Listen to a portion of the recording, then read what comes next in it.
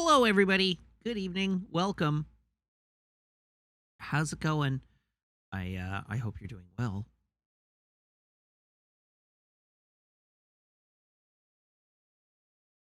Are you having a good evening? I have to clean my glasses. They're disgusting and I can't see through them. Which, truthfully, was to my benefit when I watched the new episode of Picard this afternoon.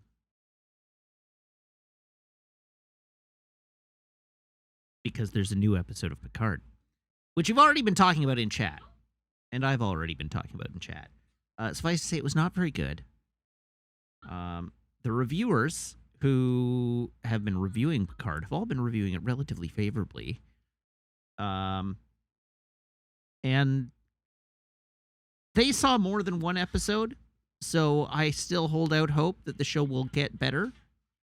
That they've seen some mysterious version of Picard that I haven't seen yet, where things are good. But the first episode is not good. I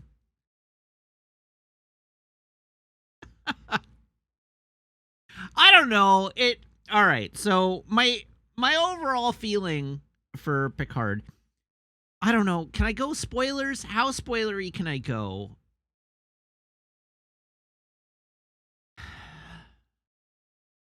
Spoil everything.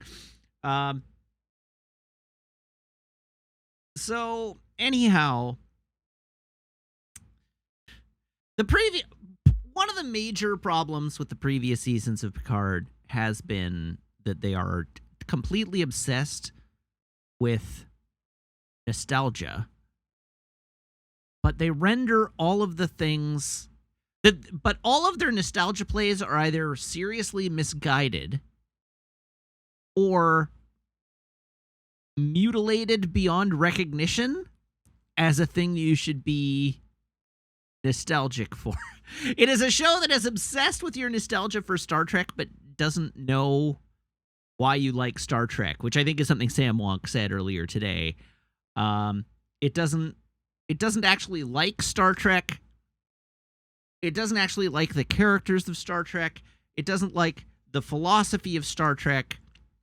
But it wants you to watch Star Trek because you like Star Trek. And so they're just making this show that they want you to like, but that doesn't actually like the thing that it's riffing on. I don't know. We're 3 seasons into Picard, and you think back to The Next Generation, and like Star Trek The Next Generation, of that, Rick Berman era of shows, I guess it is. Is that right? You've got Next Gen, you've got DS9, you've got Voyager. And of the 3, Star Trek The Next Generation is the one that follows in the footsteps of the original series, sort of. In that it depicts a Federation that is filled with people of different perspectives and different ideologies and different ways of doing things, but who all fundamentally are acting in good faith and all fundamentally are pursuing the betterment of humanity and the pursuit of knowledge and the expression of peace throughout the galaxy. And like this is embodied in the values of Starfleet. And like even the asshole captains in Starfleet, because there are a couple, of the asshole captains in Starfleet, there's either the asshole captains who are like, oh, but they're right, they just have a different way of doing things, and they're an asshole because of a conflict of values, but not because they're doing anything wrong. They're still a good guy. There's like Jellicoe, yes. There's a conflict of values between the different ships and the different characters, and they're trying to do the right thing. And then you have the bad guys, right? You've got Riker's former captain of the Pegasus, who literally committed war crimes, and then engaged everyone in a criminal conspiracy to cover it up. And the thesis of that episode is that, no, this was a bad thing to do, and that the good people have to face responsibility and accountability for the things they've done, and that sometimes doing the right thing is more important than following. Like, that's the thesis of that episode. And 3 seasons into Star Trek Picard, every single person in a position of authority in Starfleet has just been an unmitigated asshole for no reason. Like, just an unmitigated asshole for no reason. They do sort of like a Jellicoe thing in this episode. Oh yeah, apparently Janeway is nice. We haven't seen her, but she's apparently nice. But for some reason, they just, like, everybody in this show is a gigantic asshat. The thing that gets me is, like, they try to do a Jellicoe thing, right? Like, there's a new captain of the Titan. So I'm gonna scroll back. We're going full spoilers here. Have you ever wanted a Star Trek show where the first episode opens with beloved character and ship's doctor, Beverly Crusher,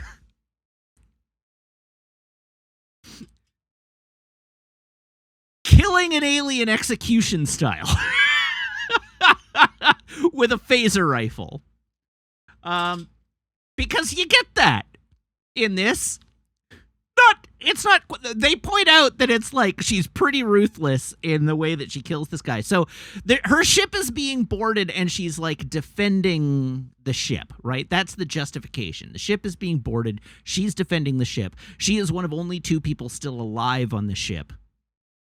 So she grabs a phaser rifle, which, as noted in chat, is, for some inexplicable reason, a pump-action phaser rifle.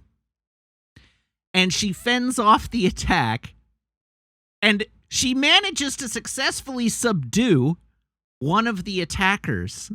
Like, she kills one of them just in the firefight, and then she successfully subdues one of the other attackers. And while he's lying down on the ground, like, incapacitated, she just walks up and pumps a phaser blast into him, vaporizing him. And later in the episode, Picard and Riker show up and are like,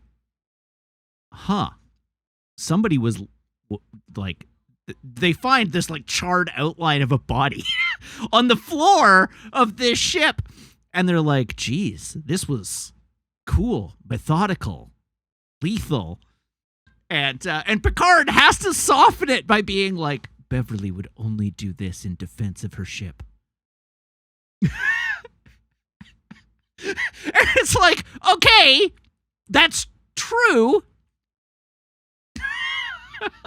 You've made the justification, but as we all know, Beverly Crusher was the action hero of the Starfleet crew, right? Like, very definitely the action hero.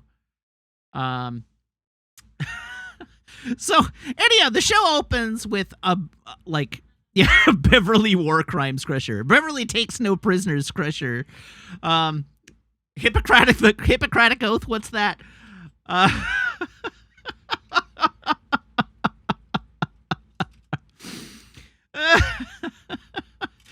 So anyhow, that's, as is and I noted, I posted in Discord that the show was not off to an auspicious start. And that's what I was reacting to. At 4:05 p.m., I commented, "Holy shit, this is not off to a promising start." It was not off to a promising start. So anyhow, the basically what happens is her ship is attacked by an unknown enemy, unknown alien enemy.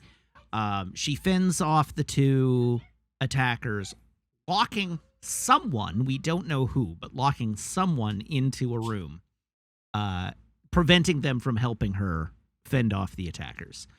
And she successfully fends off the attackers, but more reinforcements come in, so she jumps the ship to warp. And upon jumping the ship to warp, she sends an encoded message back to Starfleet for Jean-Luc Picard with a message. And Jean-Luc Picard receives the message on his Enterprise D communicator. I don't know why they refer to it as an Enterprise D communicator. It's not. It's just a standard issue Starfleet communicator. Just happened to be the one that he used during the era he was on the Enterprise D. But anyhow, it's like, why would they send, who would send a message to a 20-year-old Enterprise D communicator? And yeah, also not the last ship they served on together. But in fairness, they were wearing the updated communicators by the time of the movies. And by the time of the Enterprise E, they had switched over to the Voyager-style communicators. There had been a new generation of communicators issued. But anyhow, he uncodes the message, and it's the message from Beverly, who apparently, because the writers of Star Trek Picard hate Star Trek, they can't let you have anything nice. You're not allowed to have anything nice. Everyone's life is broken. Remember how in season 1, Picard and Deanna had gotten married and were living in an orchard and had a kid and everything was happy and they were like getting along? Yeah, no. Sorry, Riker. You're right. It was Riker, not Picard.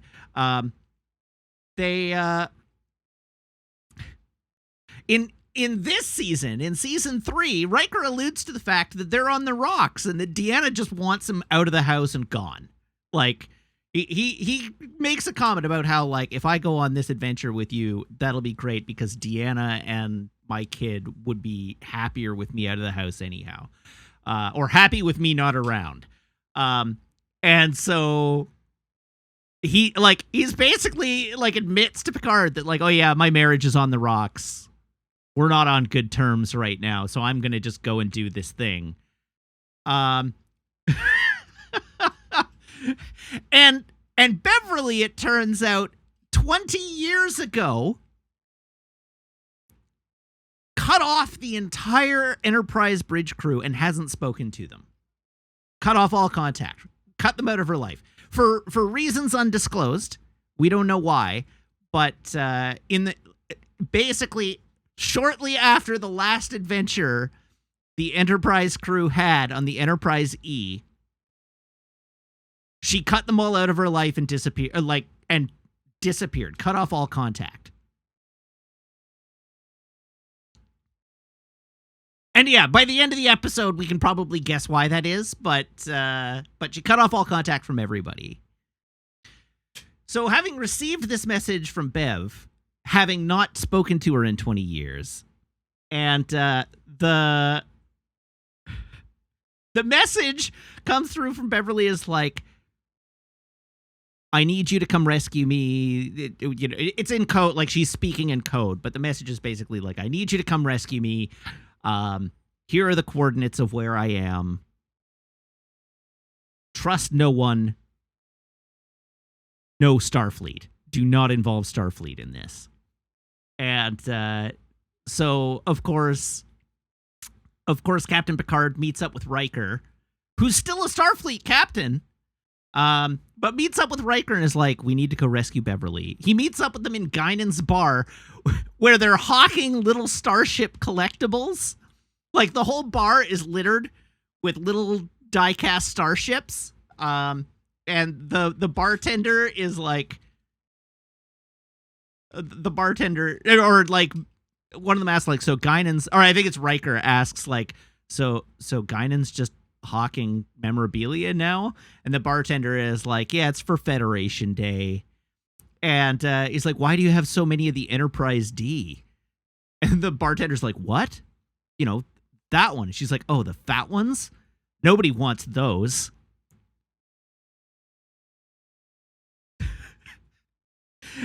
And yeah, It is the case that they are all Eagle Moss die-cast replicas. Like the actual Eagle Moss toys of the Enterprise D, complete with the little bases and everything. Also, the fact that Eagle Moss has gone under right as they were on the cusp of releasing the one friggin' Eagle Moss ship I want to buy. So anyhow, they meet up. They meet up in this bar, and Picard is like, I need your help. We need to rescue Beverly. I'm not allowed to involve Starfleet. And Riker's like, okay, well, I think I know a workaround.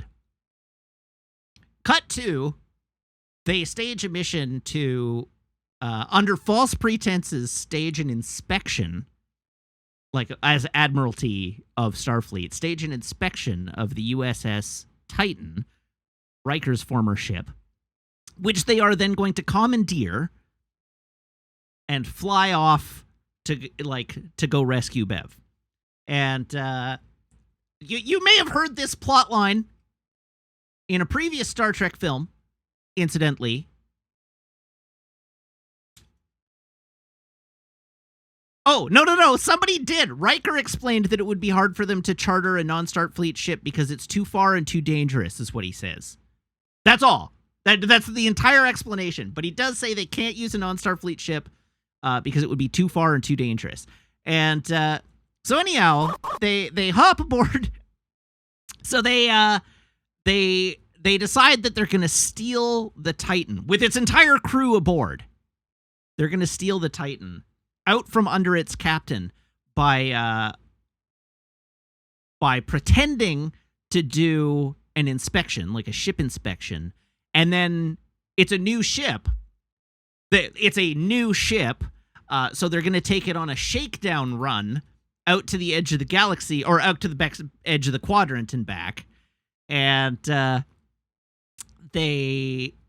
that's their plan.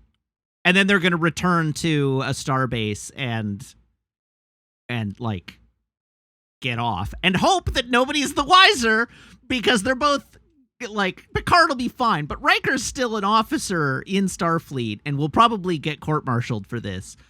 But anyhow, we arrive at the Titan, and they have done the thing that annoys me the most in this entire episode. And it's like, it's such a thing that doesn't matter, but it does.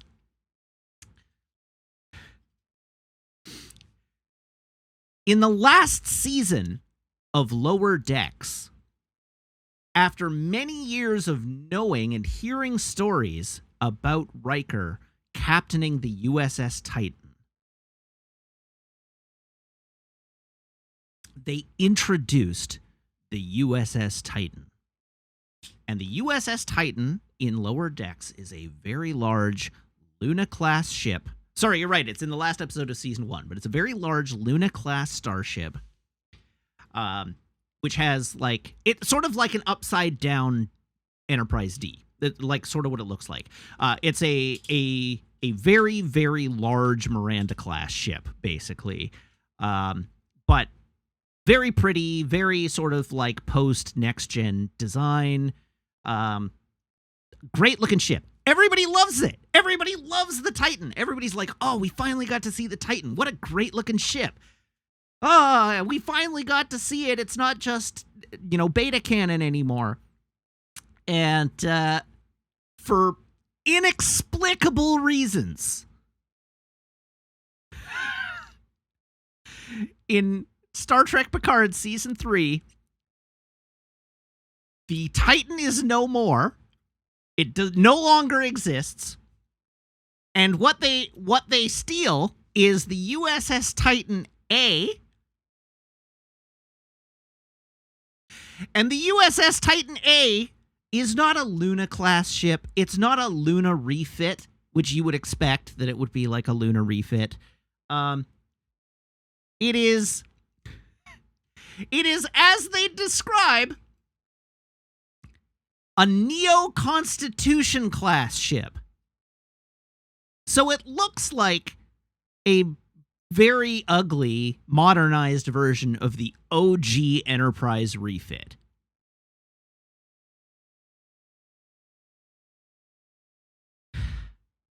And I sit there and I'm like, okay, all you had to do was use the Titan. And if it's, you don't even need to make it a new ship, right? Like, particularly because all of the plot points that follow from it being the Titan essentially depend on it being the Titan that Riker captained. But they're like, this is a new ship. And then the new captain of the ship, who we'll get to in a little bit, talks to Riker and is like, oh yeah, I had to delete all the bebop music that you had stored in the computer. Yeah, you're right. The whole thing does work better if it's an old ship. But like, the Titan that Riker captained was a Luna-class ship, not this ship. So why did it have his bebop music in the computer in the first place? But beyond that, beyond the fact that, like, it being a new ship doesn't make sense for the plot in question, it being a Neo-Constitution class also doesn't make sense because the Constitution-class starship wasn't a class of starship that anybody from the next-gen bridge crew ever served on. There's no reason for anyone in the next-gen to have any particular attachment to Constitution-class ships. It would make more sense if it were like they already used the Stargazer in the previous season, but it would have made more sense as like a Stargazer class, whichever class that is, or like a Neo Galaxy class, or like anything like that. But that's right, it was a Sagan class ship. The Stargazer 2 was a Sagan class, but the only reason for it to be a Neo-Constitution class is because they want to call back to Star Trek the original series. But this show has nothing to do with Star Trek the original series. I do not understand what they were thinking. But even so, if it had been me, Samwalk says, have it be a Sovereign class ship and make a gag about it being kind of an old ship class now. Like, sure, that would make more sense. But do that, or just update the bells and whistles, the greebles on the Titan a little bit, like on the original Titan, and call it a Titan refit, right? Like, if the intent is that it's just been refit, which they say, hi Raiders, welcome. I'm currently absolutely taking a dump on the first episode of season 3 of Picard. So if you're concerned about spoilers, spoiler warning. But you shouldn't be, because you shouldn't watch it.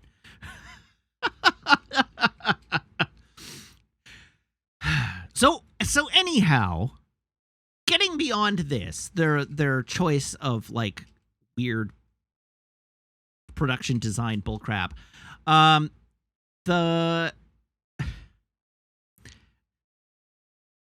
They get to the Titan A. They board, and lo and behold, who is the first officer of the Titan A? None other than 7 of 9. And so Picard introduces 7 to Riker, who has not met 7 of 9 before. And he's like, Will, this is 7 of... And she cuts him off. Samwalk, I agree. This is pretty terrible. She cuts him off and says, Commander Annika Hansen, sir. And Picard gives her sort of a quizzical look. And she turns to Picard and is like, Captain Shaw prefers that I go by Hansen. And it's like, okay, sure, a Starfleet captain in the 25th century is just requiring 7 of 9 to go by her dead name. Like, you're not allowed to identify by the name that you've chosen to identify by as as your personality, as a person who has integrated human and Borg in your past. The captain of the ship that you're on is requiring you to use your human name that you no longer feel a strong association. Like, hi, Meg.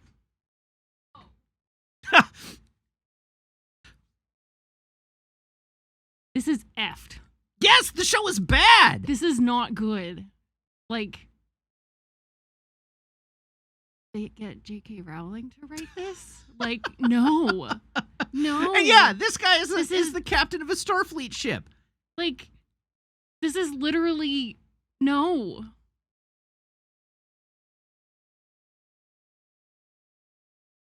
No one should watch this. You should not watch this. I have to hate watch it. I have to know. Can you pirate it at least?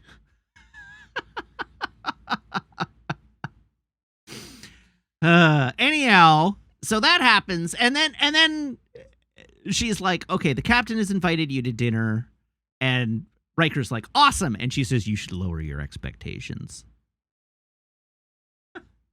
Because this show hates Starfleet and thinks every Starfleet captain is an asshole. So they board the ship, they meet Geordi's daughter, who's the pilot, the ensign piloting the ship, and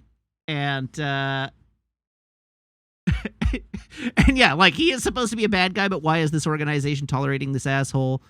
Particularly when he doesn't need to be an asshole. He can be a bad guy. Like, he can be an antagonist without being a tremendous asshole. And it would make more sense if he were a by-the-book captain, not a tremendous asshole. Exactly. They've done Jellicoe before. They just needed to do it again. But anyhow, they finish on the bridge. They go to dinner. And the way they oh my God, the way they introduce him. They go to the dinner in the captain's mess. They arrive. Captain Shaw is halfway through his meal. And Picard walks in and is like, oh, I'm sorry, are we late? And the captain's like, no, your reputations just preceded you so far into the room, I thought I'd get started. This is a captain talking to an admiral of Starfleet.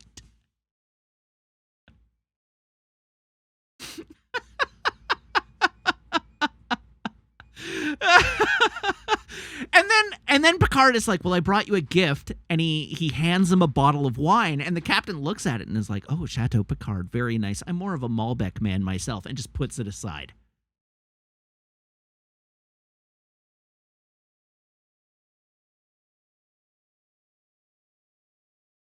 This is how they introduce this captain. Oh, sorry, that's right. He is technically retired. But just, like, what an incredible asshole thing to do.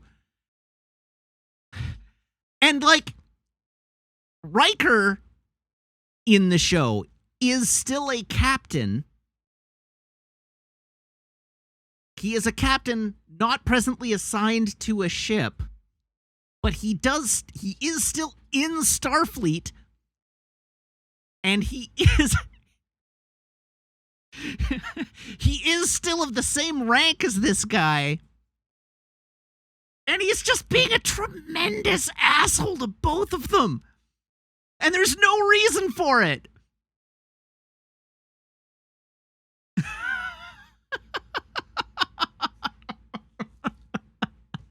It's wild.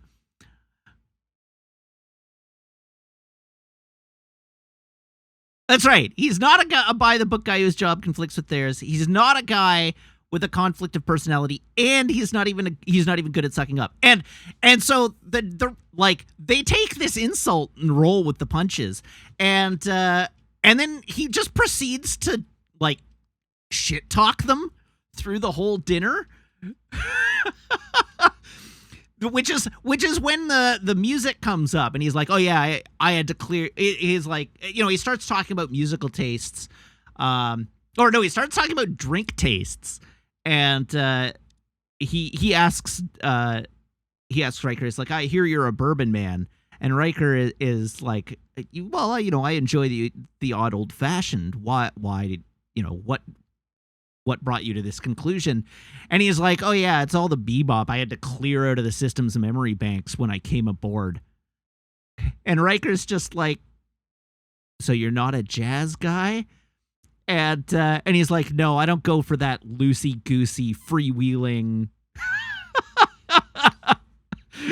that freewheeling, loosey-goosey style of you and your forebearers being reckless and dangerous. And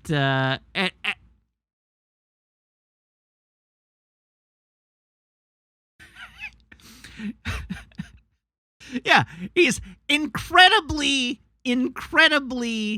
weird criticisms of Picard in particular.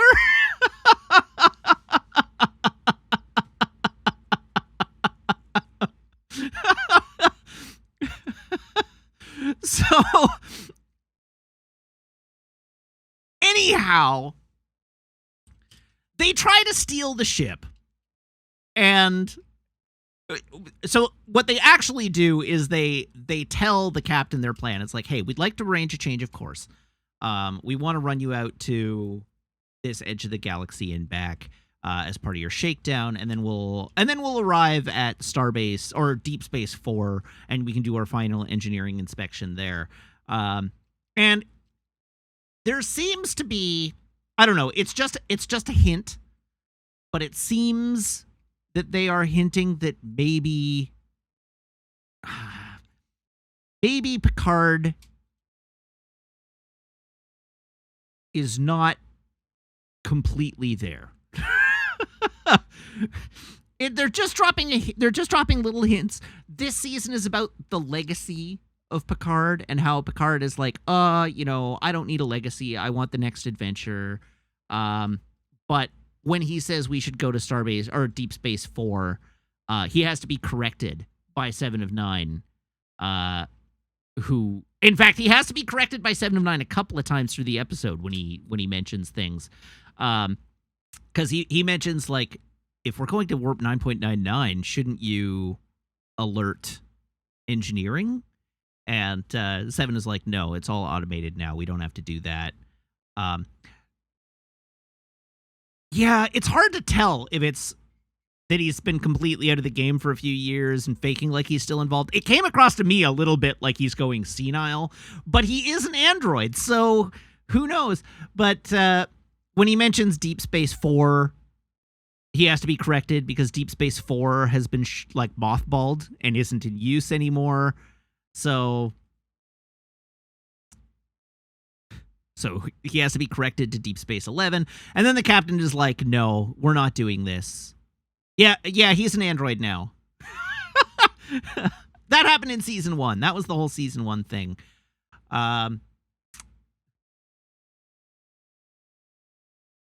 Captain Picard is in a positronic body now.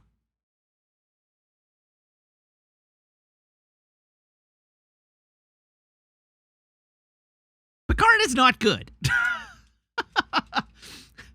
But anyhow, the captain is like, no, we're not doing this. So then while the captain is asleep, Seven commandeers the ship and drives it to the edge of the galaxy and confronts Riker and Picard about what's going on.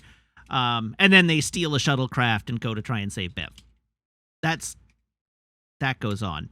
They arrive at Bev's ship and are poking around, and this is when they discover the ash of the alien that Beverly executed. And as they're like sneaking around the ship, they find Beverly in a med pod in stasis. And then, yeah, the doctor. Technically, it was self-defense. I didn't say she murdered a person. I said she executed a person. Those are different things. She killed 2 people. One of them was already incapacitated, but she vaporized him anyhow. That's Oh, that's right. I have left out an entire subplot because it connects to nothing else. We'll get to that. So anyhow, they board the ship. They find Bev in stasis in a med pod, and then Riker gets taken at gunpoint by another man who's on the ship. A young man. There's a young man of roughly 20 years age on the ship who is the only other person on the ship.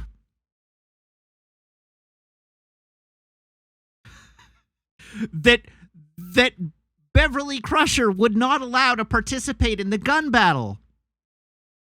And strangely, he has a little bit of an accent and looks remarkably like the photos of Jean-Luc Picard from when he was in the Academy.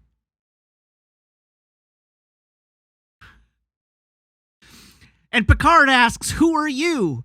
And he says, "I'm Beverly's son."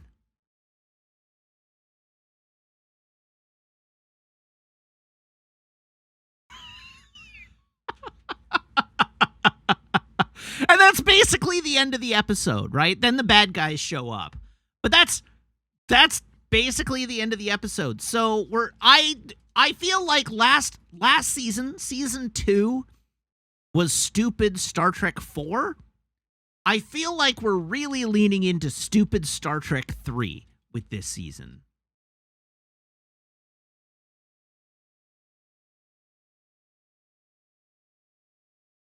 And yeah, XCal Gold is right that this makes no sense whatsoever given the culture of the crew of the Next Generation at the end of the series.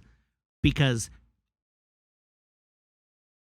like, sure, they may have had a relationship. It was heavily alluded to, the fact that they were into each other at the end of Next Gen.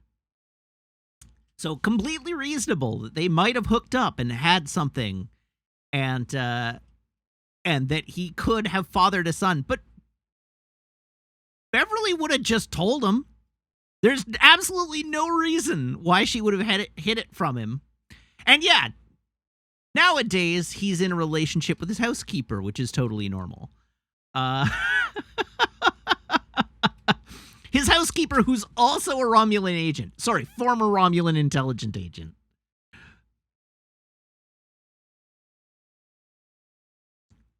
So anyhow, the show really hates Star Trek is what I'm getting so far.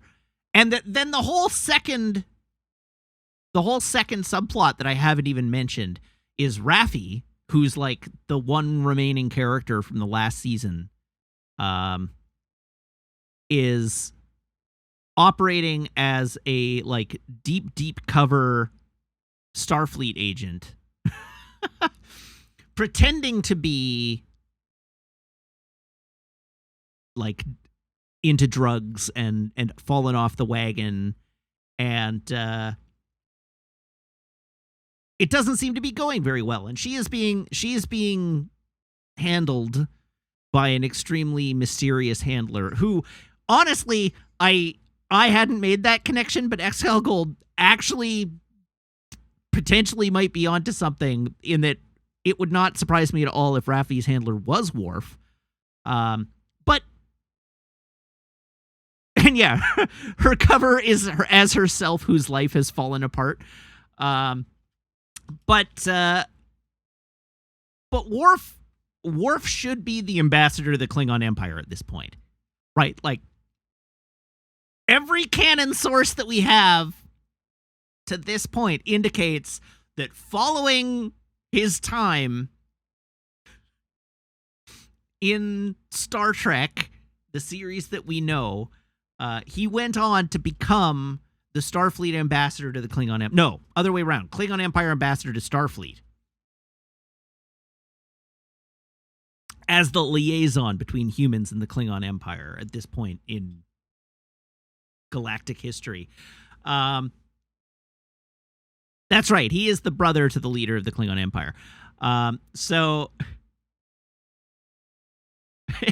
imagining the Worf we've seen literally ever doing anything to do with spying is hilarious on its face. It is as hilarious on its face as the episode in which Worf dons the ninja suit and has like the ninja hat over his ridges. It's very cute. His little body stocking.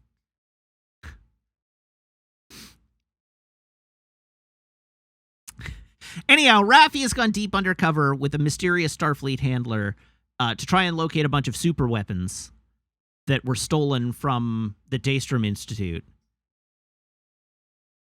Off screen. This is all just told to us in exposition, that some weapons were stolen from the Daystrom Institute off screen. And so Raffi is trying to track them down. And the episode basically ends with the weapons being used to it's apparently a portal weapon where it like drops, it manifests a portal underneath whatever it uses and drops all of it through the portal, and then opens up another portal and drops all of the stuff it just sucked into the portal out of the portal. So they go to the Starfleet Academy or Starfleet headquarters. I don't even remember at this point. It doesn't matter. And a big portal opens up underneath it, and the whole thing caves into the portal. District 7, sure. At a Starfleet location on Earth, we presume. Or, well, District 7. But then the portal opens back up and it drops all of the rubble of this building onto the ground. And that's like, oh God, no! I failed to stop it! Thousands of people have died in this huge terrorist attack. So not only are we doing stupid Star Trek 3, we're also doing stupider somehow Star Trek Into Darkness.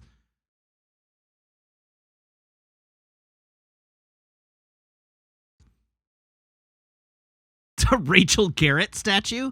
Oh no.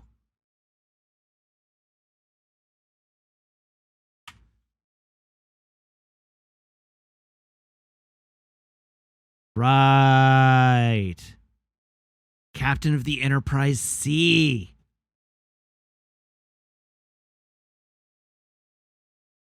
That's right.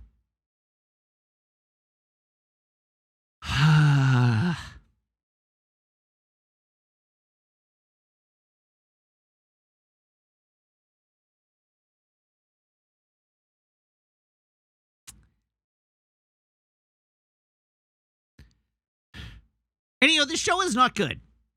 Show's not good. Makes a lot of bad decisions. I don't know why they continue to make seasons. I don't know why they threaten to continue making seasons of this show.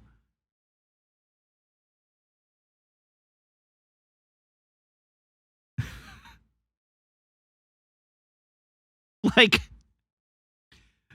I cannot imagine making a show that hates its source material this much and continue making it and not have it be a deconstruction, right? Like, it's one thing to be like Zack Snyder and be like, I want to use the imagery of big strong men to tear down and then rebuild the imagery of big strong men. And it's another to just be like, I want to straightforwardly reinterpret this thing that I hate.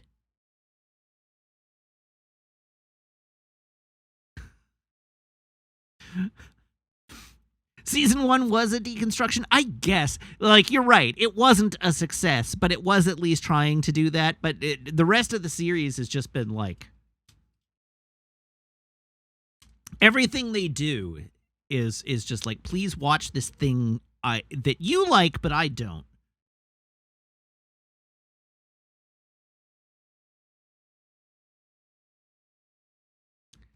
So that's Picard Season 3, Episode 1. And it continues to be a small mercy that Lower Decks and Strange New Worlds are as good as they are.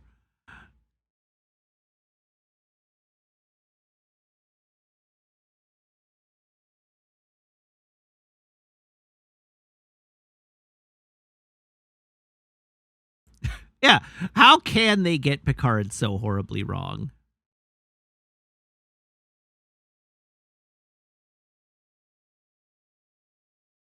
Prodigy wasn't bad, but it wasn't for me. And that's fine. They'd better not blow up the Enterprise F. They're going to blow up the Enterprise F.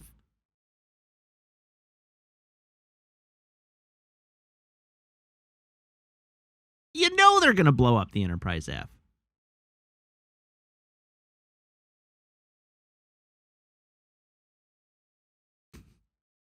Because you're not allowed to have anything you like with Star Trek Picard. We're not allowed to have anything nice. It has to get broken.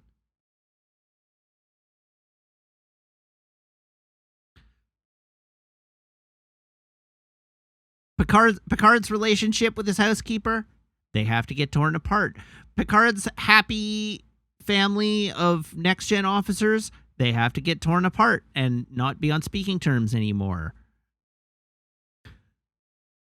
You liked the design of the Titan? Too bad.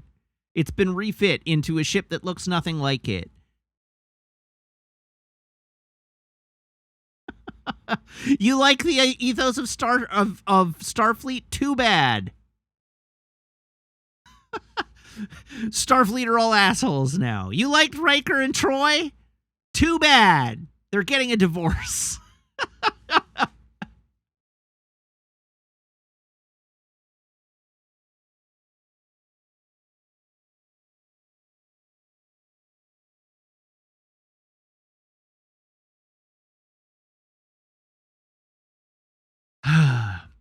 I'm pretty sure I had something else to talk about today, but we're an hour in, so we should probably move on.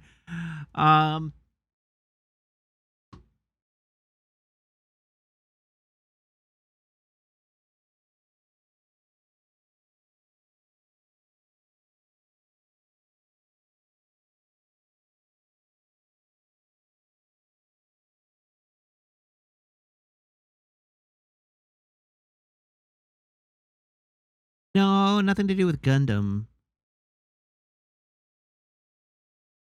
Oh yeah, the alarm clock came. Meg, can you bring it in, please?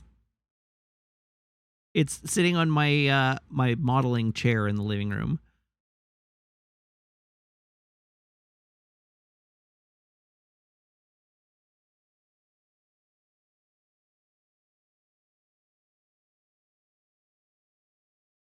It's time for clock talk.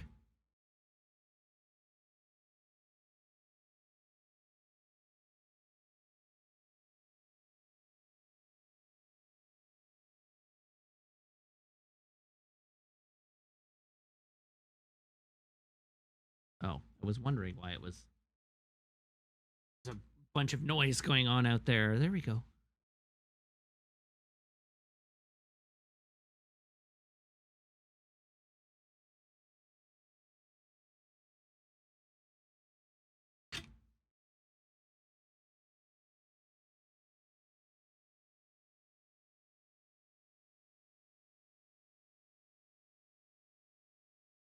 This is a sizable alarm clock.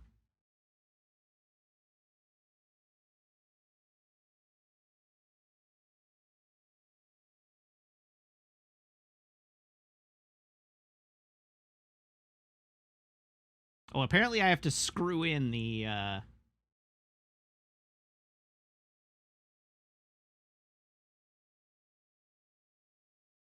hilt. But there you go. It's a Buster Sword.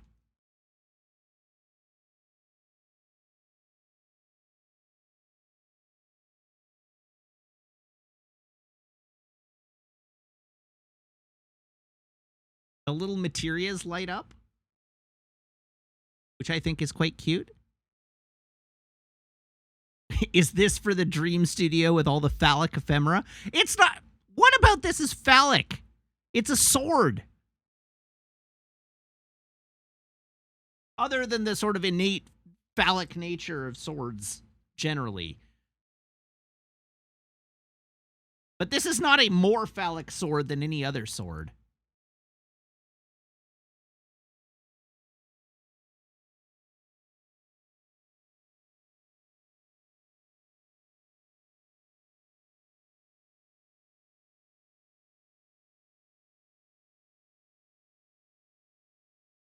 Anyhow, my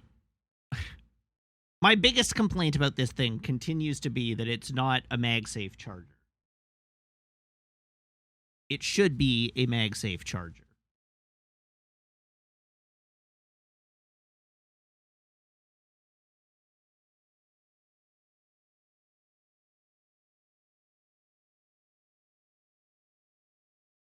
I know I can fix it for $5 of parts, but I shouldn't have to. It should have just been made that way.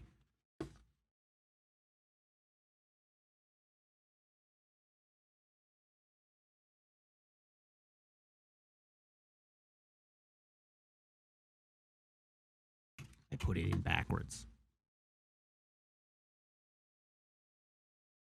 Because apparently there is a correct way to put this in the box.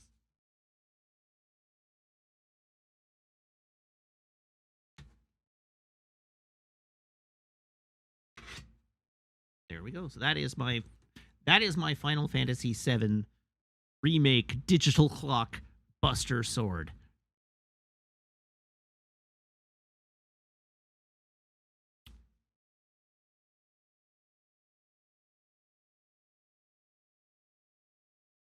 Okay. Have we got anything else to talk about? Tomorrow is Ant-Man. I get to see Ant-Man tomorrow.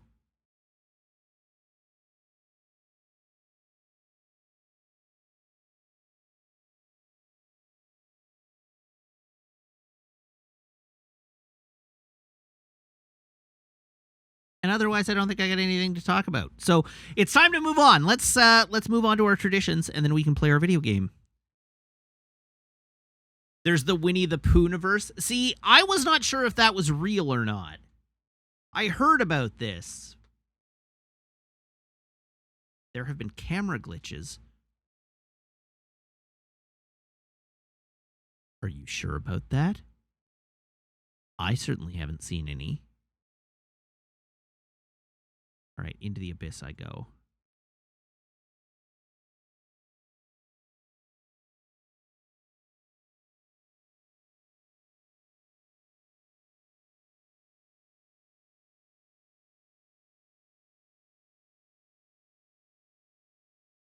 Like blocky. That might be an encode thing. I haven't seen anything in my preview window, so we'll see. I'll watch more closely. But anyhow, here's my phone. Here's my phone cable. Everyone, please brace your ear holes.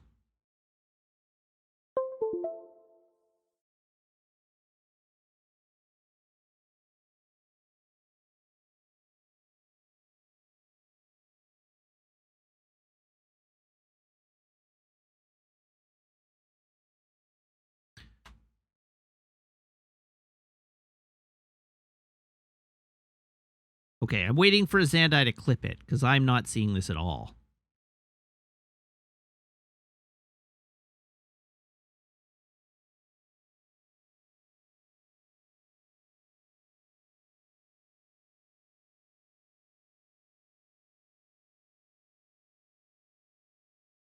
I believe you wouldn't gaslight me.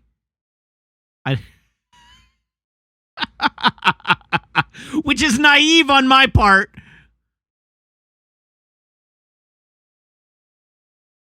Here's my phone cable. Everyone, oh yeah, that's not in my camera at all. Here's my phone cable. Everyone, please brace your ear holes. I think that's on Twitch's end, because that's definitely not happening in my preview window.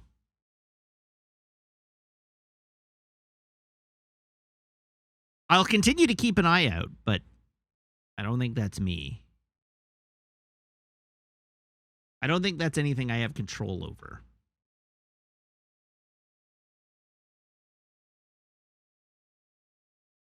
Because I also have 0 lost frames on my end. So it's like, I don't know, I'm encoding and outputting everything correctly. Okay, I've been asked to tell a joke. Let's try and tell a joke.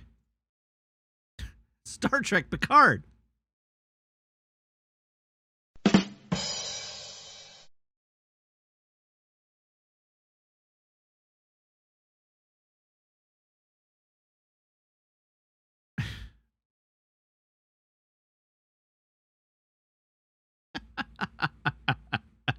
Why are narwhals so good at card games?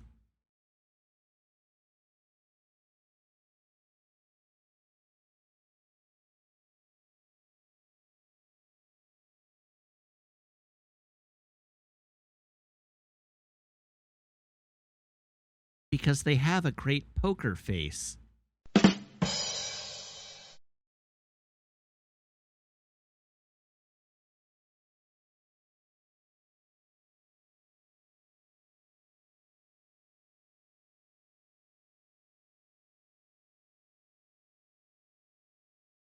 All right, I owe a second joke. Oh no.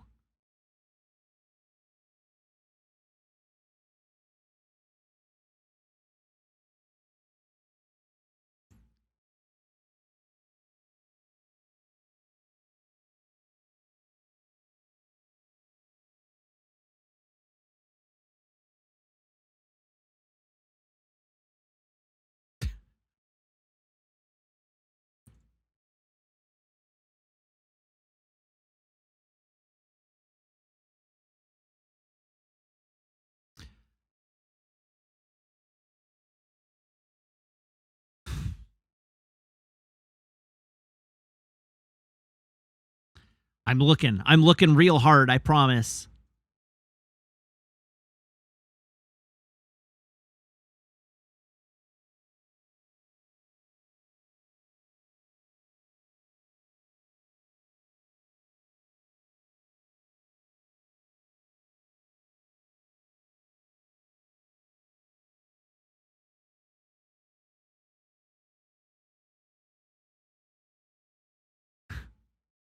Still working, still trying.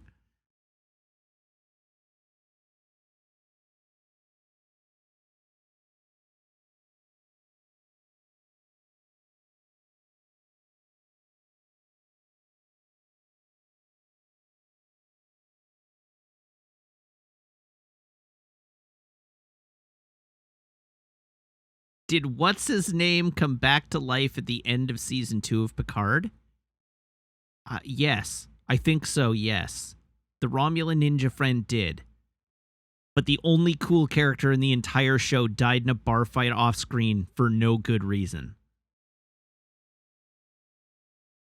They brought back the character nobody cared about and killed the character that was good.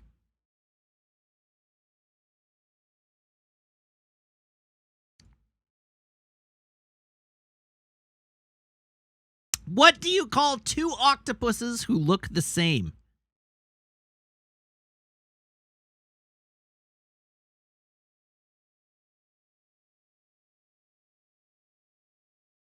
Identical.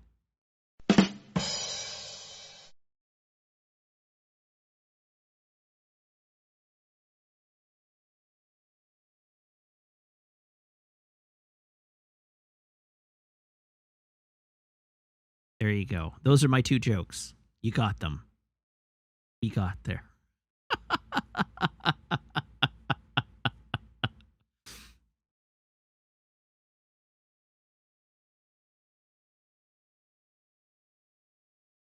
Okay, are we ready to move on? No, we're not. I have to do my drink reveal. All right, Carson, can I get a drum roll, please?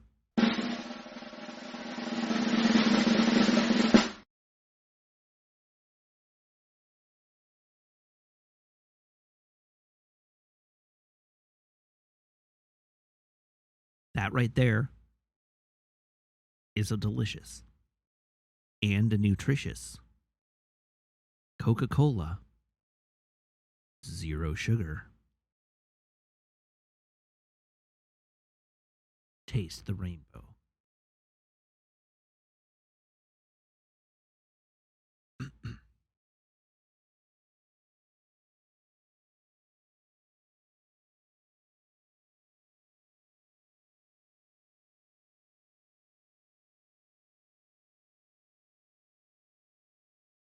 You need outside verification. There is no outside verification. I am the lone authority.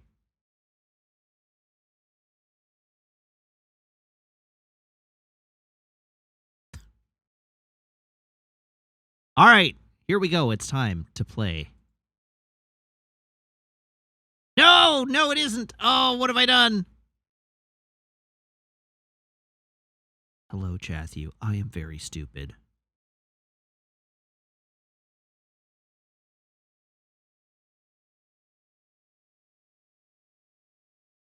I forgot to do the important thing.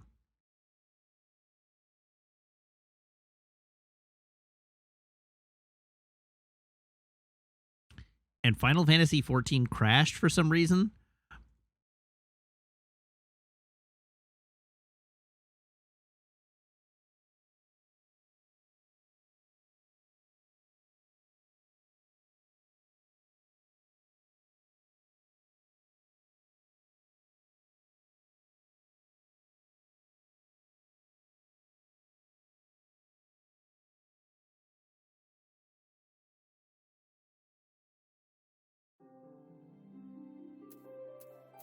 Start. What will the duration of my doohickey now? They should just make a show that's like the Enterprise F having adventure. Okay, sorry. The Enterprise F bugs me. The fact that the Enterprise F is appearing in Star Trek Picard bugs me. And the reason it bugs me is that they advertised to such great lengths, going on and on, talking about how in PR and everything, they're like, we're bringing the Enterprise F to the screen for the first time since its original debut in Star Trek Online. We've captured it exactly and brought it into the real world by making, by bringing it up to spec with the standards of whatever. But they redesigned the Titan.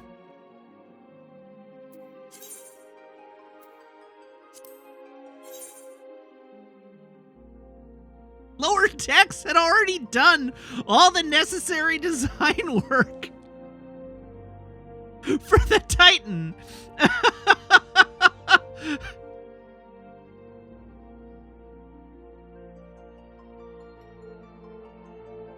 Is there cetacean ops? Do we get to see it? I mean, you do in the California class. No. Was that the Vancouver class?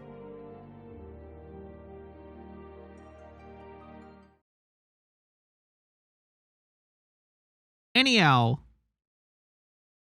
it was the California class. Okay. I still, the only Eagle Moss toy I want, you're right, it's Parliament class, sorry. The only Eagle Moss toy I want is a USS Vancouver. And they went on pre-order and then never materialized.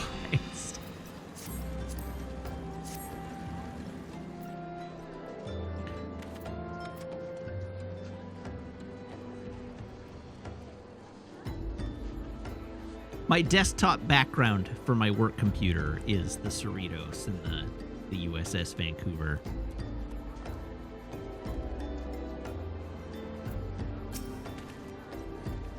Alrighty. Wait, I should actually be on the right scene. That's the wrong scene.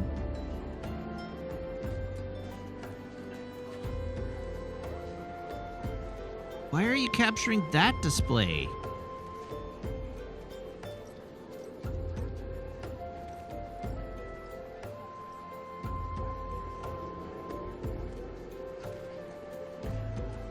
Alright. Here we go. Ah, there you are, Zayla. Come, rest a while. You will have no better opportunity. After witnessing their god's ignominious defeat, the Amal-Jah will be less inclined to risk our wrath, for a time at least. Now, where were we? Ah, yes, I was in the process of apologizing. I do hope you can forgive me. I arrived too late to be of any use, to you or the abductees. Wow, I really am just giving Thancred a BJ here, aren't I?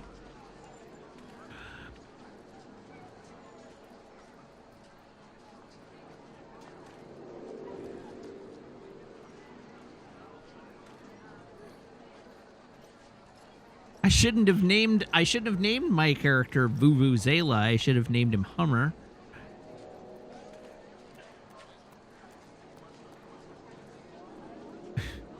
They may be whole of body, but the same cannot be said of their minds, for once a man is tempered.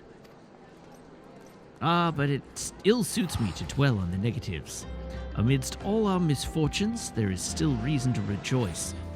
Ifrit is slain, by your hand no less. That is the deed of no ordinary individual, Uzela. Not that I ever thought you were ordinary. On the contrary, I have long suspected that you have the potential to shape the fate of this realm. What can I say? My fine eye for talent remains undimmed. Minfilia will be proud beyond all reckoning when she hears of your deeds. I trust you shan't object to my bearing the tidings to her. That way I can claim to have contributed something to the mission. You, meanwhile, have earned yourself a rest. Take some time to relax and return to the waking sands, when you are good and ready. Pray return. We can discuss matters in more detail then. Just don't take too long, will you? The realm's problems won't solve themselves.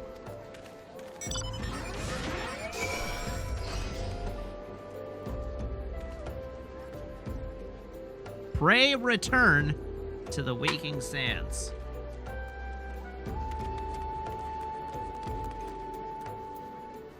Pray return. Pray return.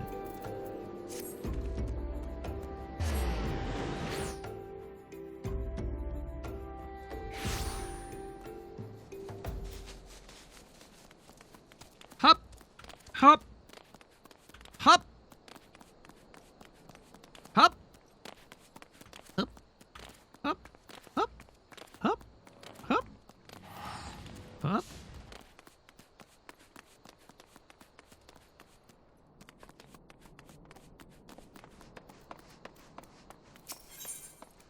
Into the waking sands.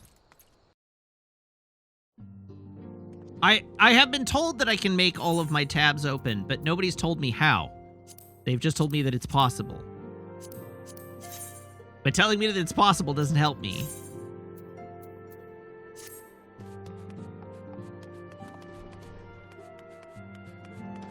They did not.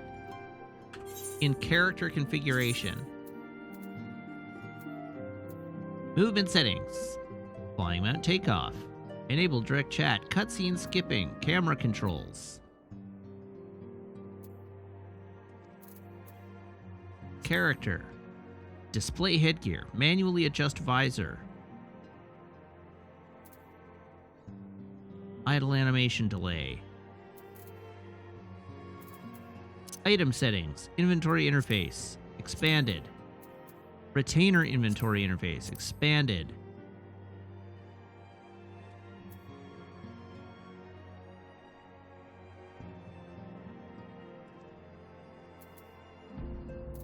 Apply. Close. Ah! Well, that's not really all my tabs at once.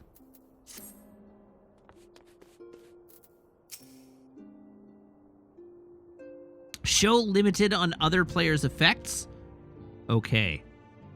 Ah, the triumphant hero returns. Thancred told us the news upon his arrival. He is presently in the Solar, giving a full report to Lady Minfilia. You should join them at once. Lady Minfilia is most eager to see you.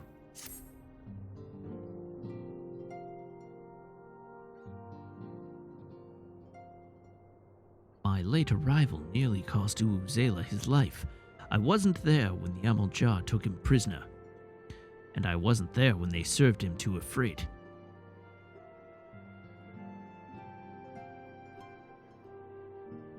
Yes, by some miracle he survived, but that does not excuse the fact that he should never have had to face such dangers alone. I failed him utterly. Just as I'm failing you all. What's done is done, Thancred. You can ill blame yourself for every...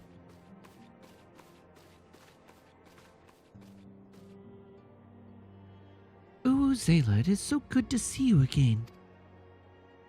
Impeccable timing, my friend. I had just finished regaling Minfilia with your heroic exploits. Thancred has told me everything. You've done well to return to us.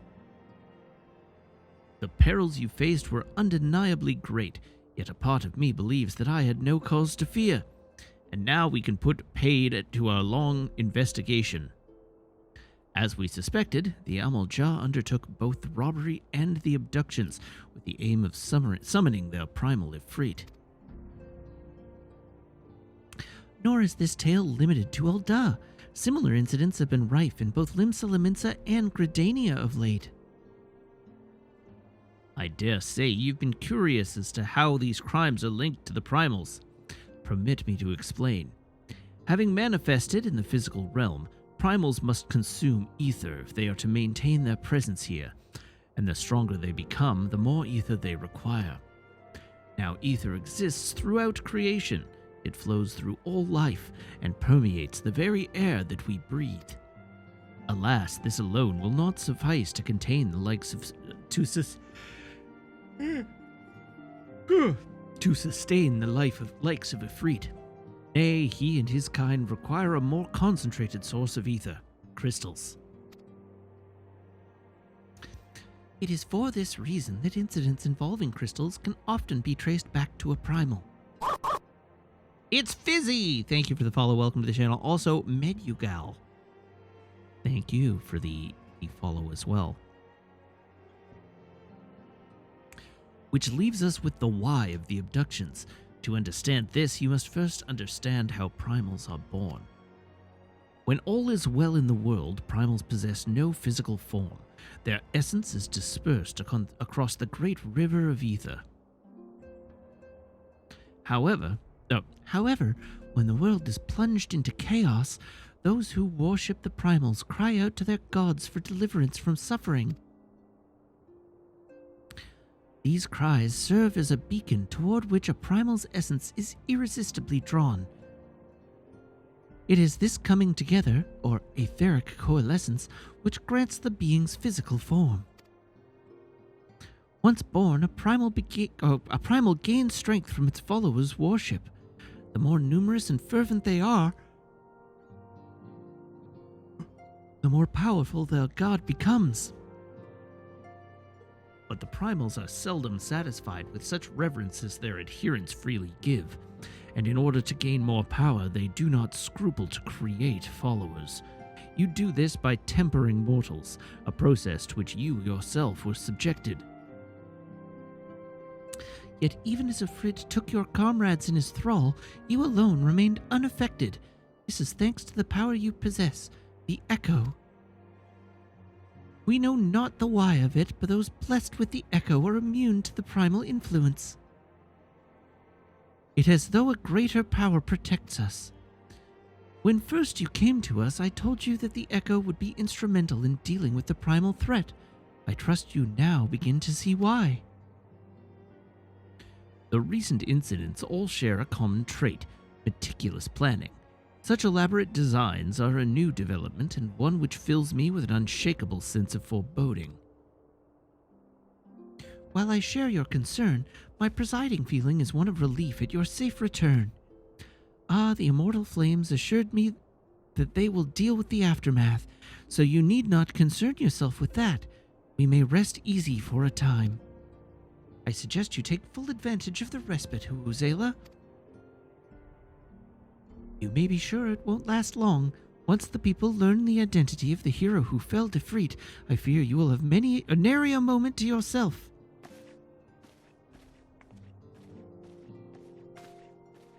That's right. I am the hero that fell defeat. Whether she intended to or no, Minfilia neglected to tell you something I think it would be best if you heard from one of us.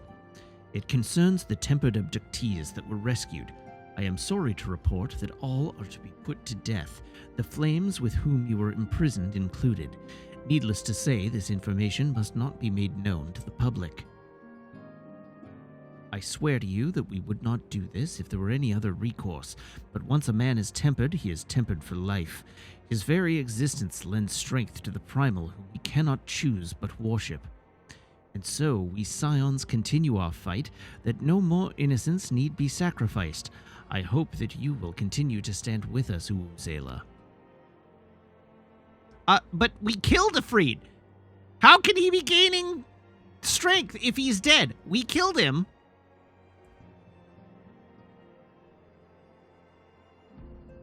We killed him.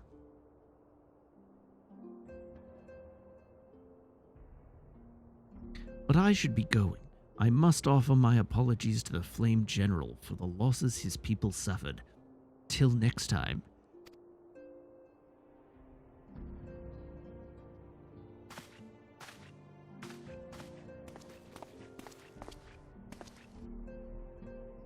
Gods forgive me. How many more lives? Louisoix would never have allowed this to happen. I have to do better, to be stronger.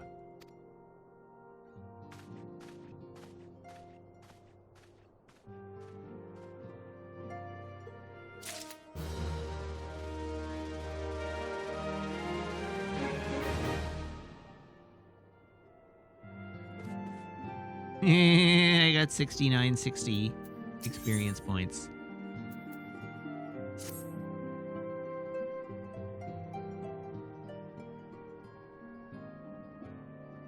Until not so very long ago, you were but one of the many adventurers seeking to make their way in Eosia. But for your character and courage, you were raised to the esteemed post of envoy. Thereafter, you traveled the realm, aiding those in need without thought of reward, confirming to Thancred that the Scions would benefit from your aid, and no sooner had you joined us than you personally bested the primal Ifrit. You have achieved a great deal in a short time, and won fame in so doing. Alas, fame does not come without a price, as you will soon discover.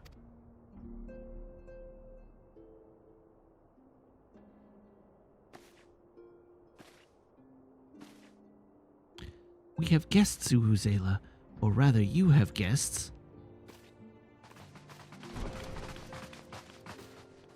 Beg pardons!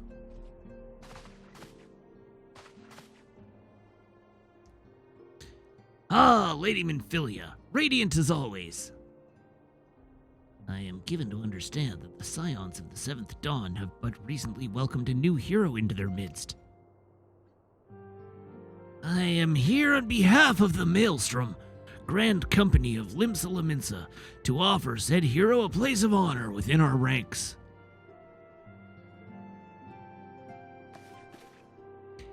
As you can see, Uzela, your recent exploits have garnered you the attentions of the Grand Companies of Eorzea.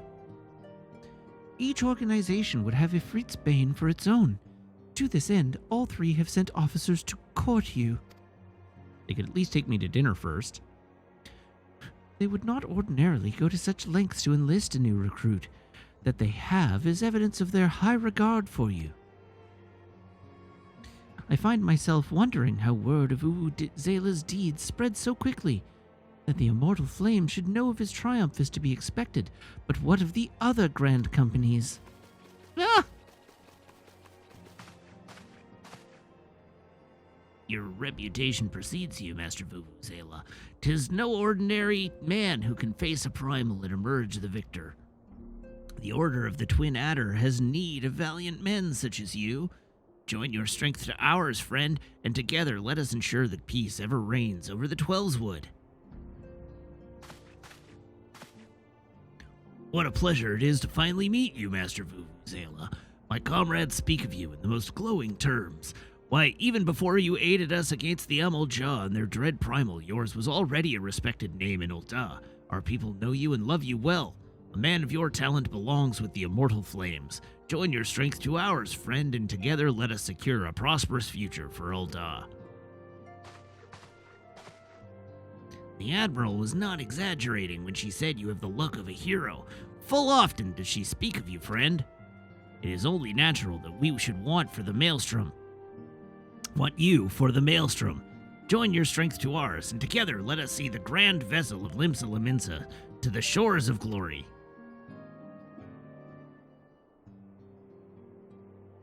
Nah, I'm good.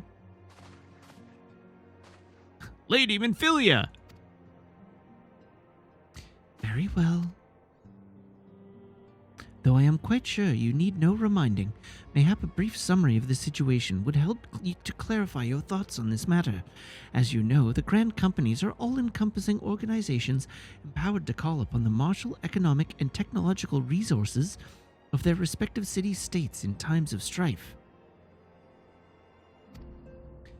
There are presently 3 such organizations in Eorzea: the Maelstrom of Limsa, the Order of the Twin Adder of Gridania, and the Immortal Flames of Ul'dah. Serving a Grand Company means serving the nation to which it belongs. You will be charged with its defense and tasked with advancing its cause.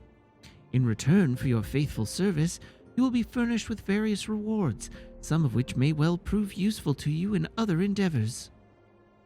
If you are agonizing over which of the Grand Companies best deserves your loyalty, be at ease. The commitment you make this day need not be permanent. Should you wish to shift your allegiance at a later date, you are entitled to do so, and yet I concede that it is no small choice you face. A thought occurs to me. You will, of course, recall that 3 city-states are planning to hold remembrance services. Well, as part of the proceedings, I am given to understand that the leader of each Grand Company will deliver an address. Hearing these addresses ought to help you make an informed decision. What say you, my dear officers? A fine suggestion. You are as wise as you are beautiful, my lady. Very well. Let Uzela hear our leader speak, then return here with his decision. We eagerly await your answer.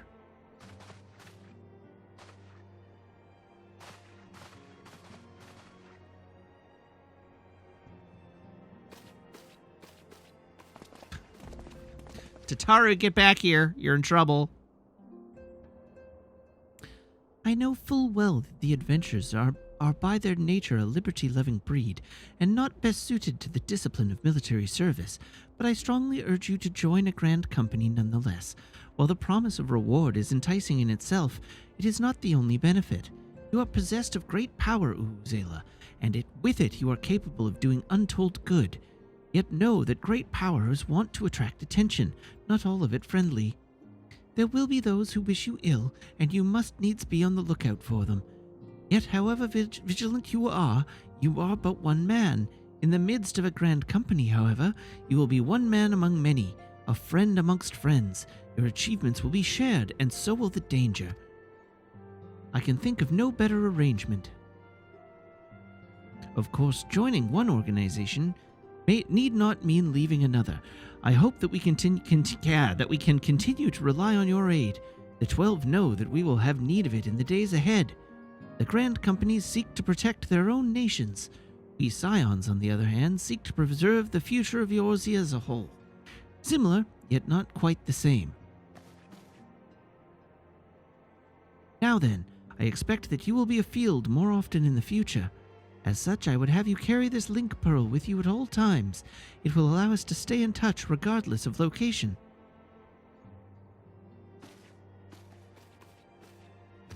Eorzea is changing, Uzela, and you have the power to help shape it anew. None can say what the morrow will bring, but so long as we believe in ourselves, there is naught we cannot achieve. Now it is time you made ready for your journey. Before you depart, be sure to speak to Tataru. She will apprise you as to where and when the remembrance services are due to take place.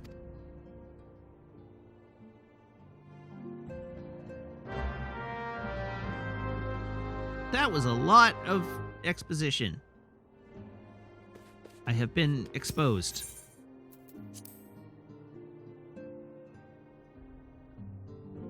Don't try to process her costume, just let it flow over you.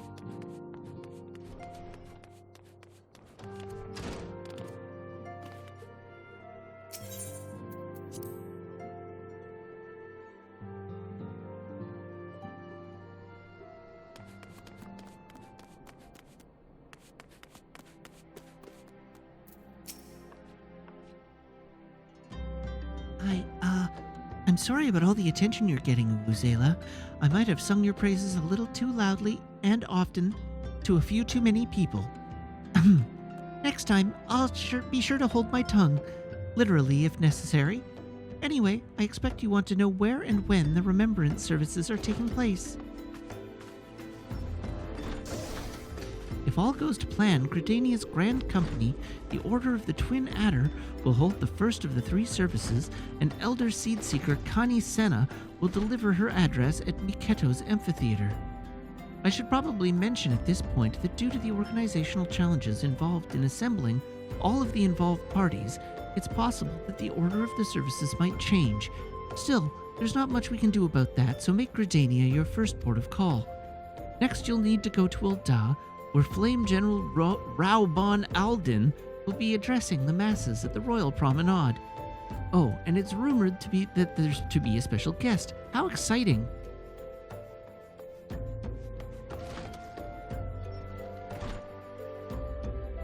Last but not least, you must make your way to the stateroom in Limsa Laminsa, where mails from Chief Admiral Merlwib Blowfishwin will be giving her address.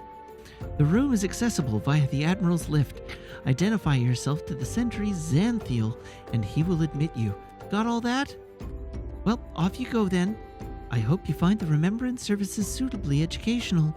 I suggest visiting the city-states in my prescribed order, though with your record of impeccable timing and luck, the schedule may well change in favor of your preferred travel plans. Farewell. Okay, question in chat. Matt, did you see that Hokas are getting trendy? I was an influencer with my dumb blue space shoes. I don't know what those are. What is a Hokas?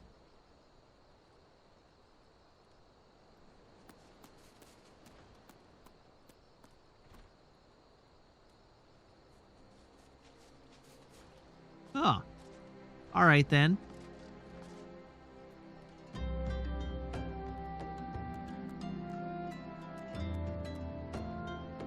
I am looking at them now. Trendy. Well, nice work. Exerting influence.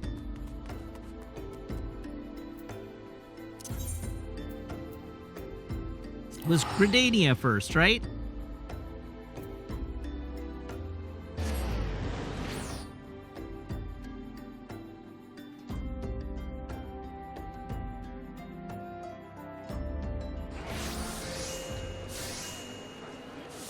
Okay. And where... You can go in any order. Well, I'm listening to what they told me. So, Old Gridania... Amphitheater, Miketo's Amphitheater. Hey, look at that. It's actually a destination.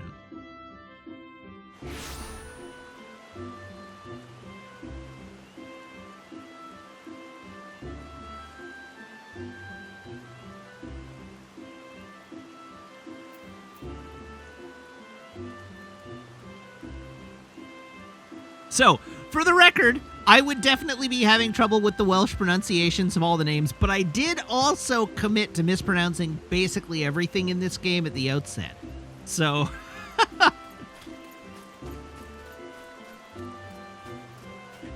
Merlweb Blowfishwin.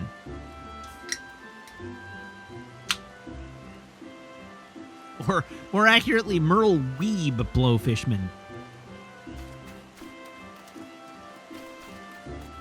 It's dummy sand.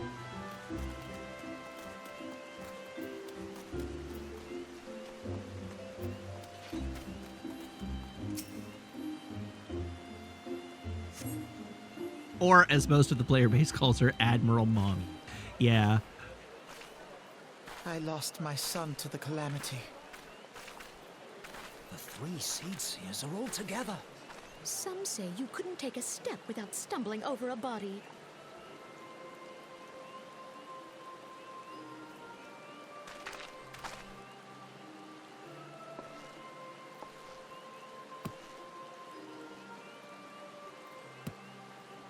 Our forebears were once strangers in the Twelveswood.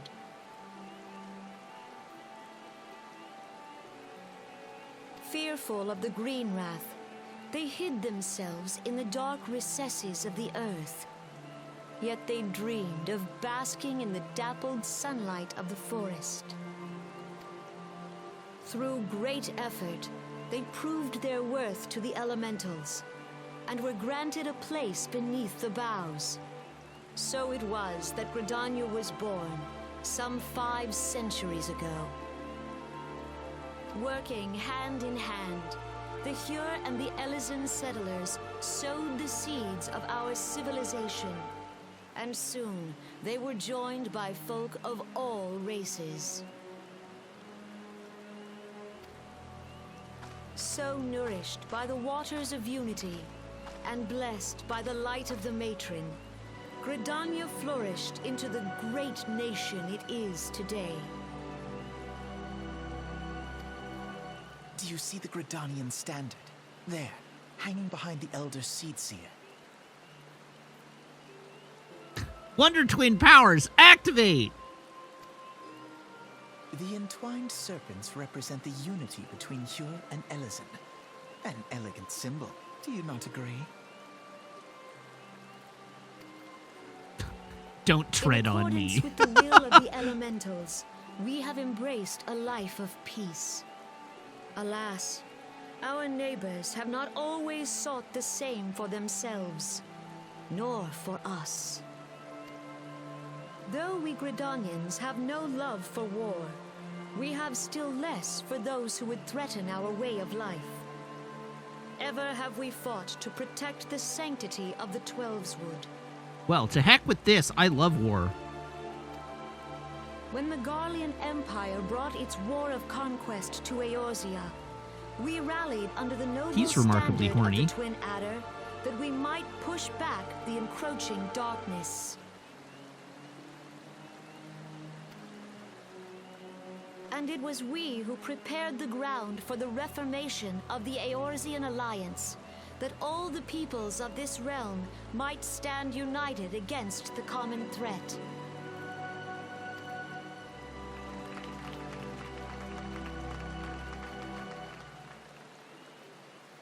"5 years ago, the Alliance met the armies of the Empire upon the fields of Cartano.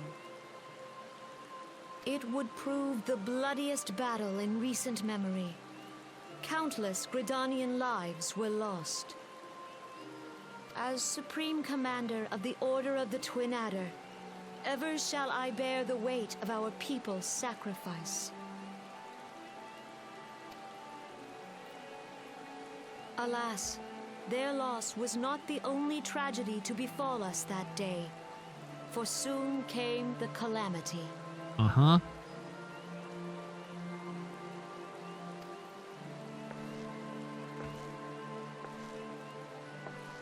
The scars borne by our forest are a constant reminder of its violence. Our lives have been irrevocably changed, each waking hour a struggle to survive. Driven to desperation, some among us have strayed from the path of righteousness, resorting to banditry, poaching, and other unconscionable deeds. To compound our woes, the Ixal have returned in force, emboldened by our suffering. They test our defenses nigh without cease, and prey upon the vulnerable. Not the vulnerable. So beleaguered from within and without, it is of little wonder that our unity now falters. Dark times are upon us. Time was a man could walk pox the on the high bloody roads without XIV. fear. On this day, 5 years ago, countless Eorzeans laid down their lives that we might behold another dawn. Please join with me in honoring their memory. Man, the healer quest giver really is a goth kid, isn't he? Jeez.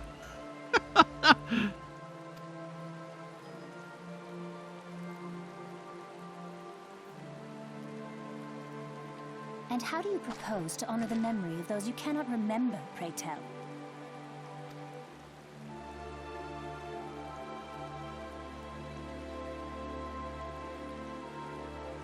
The destruction wrought by the calamity was indiscriminate. It dealt death to Eorzean and Garlean alike. Yet while we have labored to rebuild our homes, to rebuild our lives, the Empire has set about raising steel fortresses here in the Twelveswood. Let none be mistaken. The Garleans remain the greatest threat to our survival. If we are to stand against them, we must remember what it is to be united. Our many troubles blind us to the woes of our fellow man. Thence is harmony lost. Thence. Harmony is the founding principle of Gridania. We are gathered here to honor the fallen. Let them be honored not only in word and thought, but through concerted action. I bid you join hands with me once more beneath the Twin Adder standard. And together, let us heal the forest's wounds, that our progeny might live in harmony beneath these ancient boughs. For serenity, purity, and sanctity. We must think of the children. Woods will be dark. Won't somebody think of the children?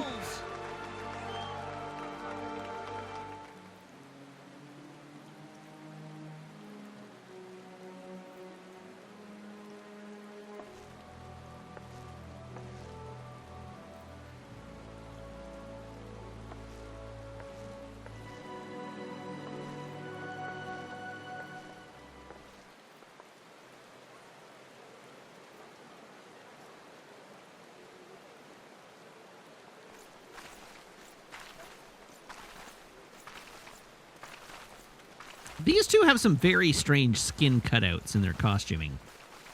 If you'll permit me, Alfie no. Hello, Alfie now. And my sister, Alize, at your service. I saw at a glance that you were a fellow traveler. You might call us students of history, sampling the realm's remembrances in pursuit of enlightenment.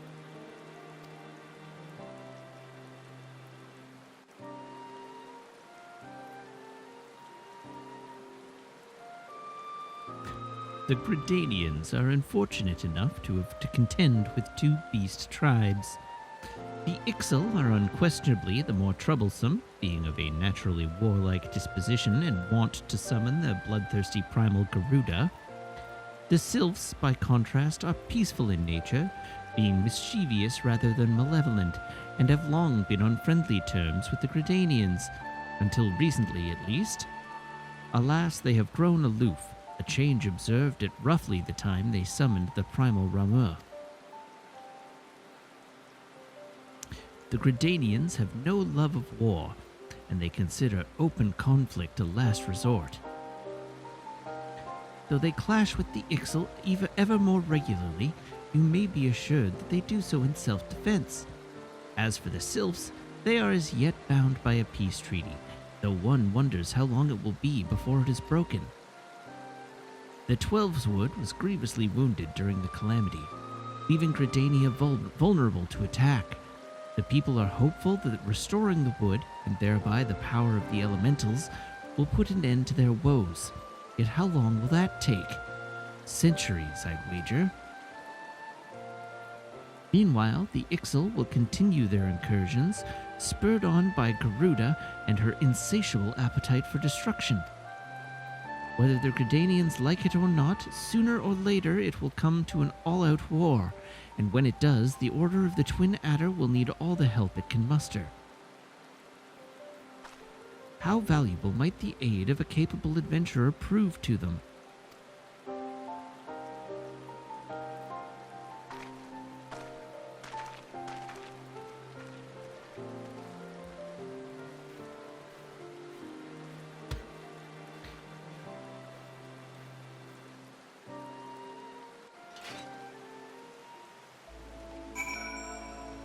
All right, there's speech number 1. Only 2 more hours-long speeches to take in. Whoops.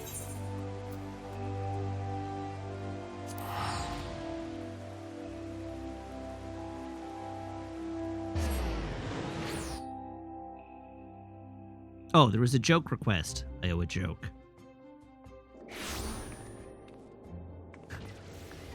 Did you hear about the 2 bedbugs that fell in love? They're getting married in the spring.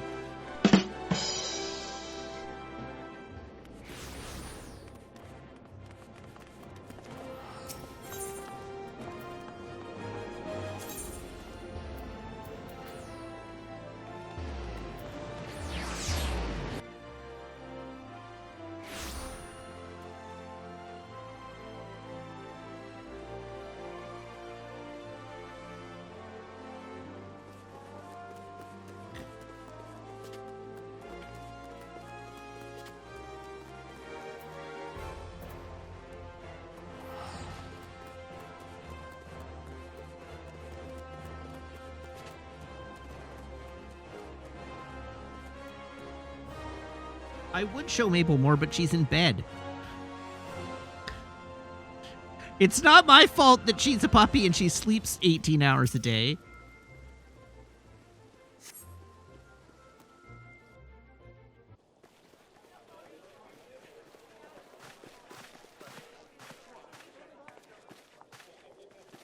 Behold, 'tis the Sultana Nanamo herself! And Roban as well!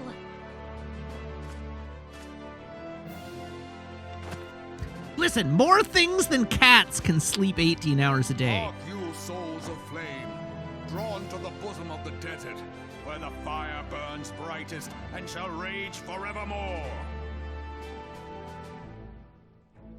Hurrah! Roban! Where since antiquity, under the sage and judicious rule of the Ul dynasty, we have wrought sand into gold. I too would Where by like the to sleep grace 18 and hours a day. glory of Naldar have our brave sons and daughters flourished and prospered. I speak of Uldar!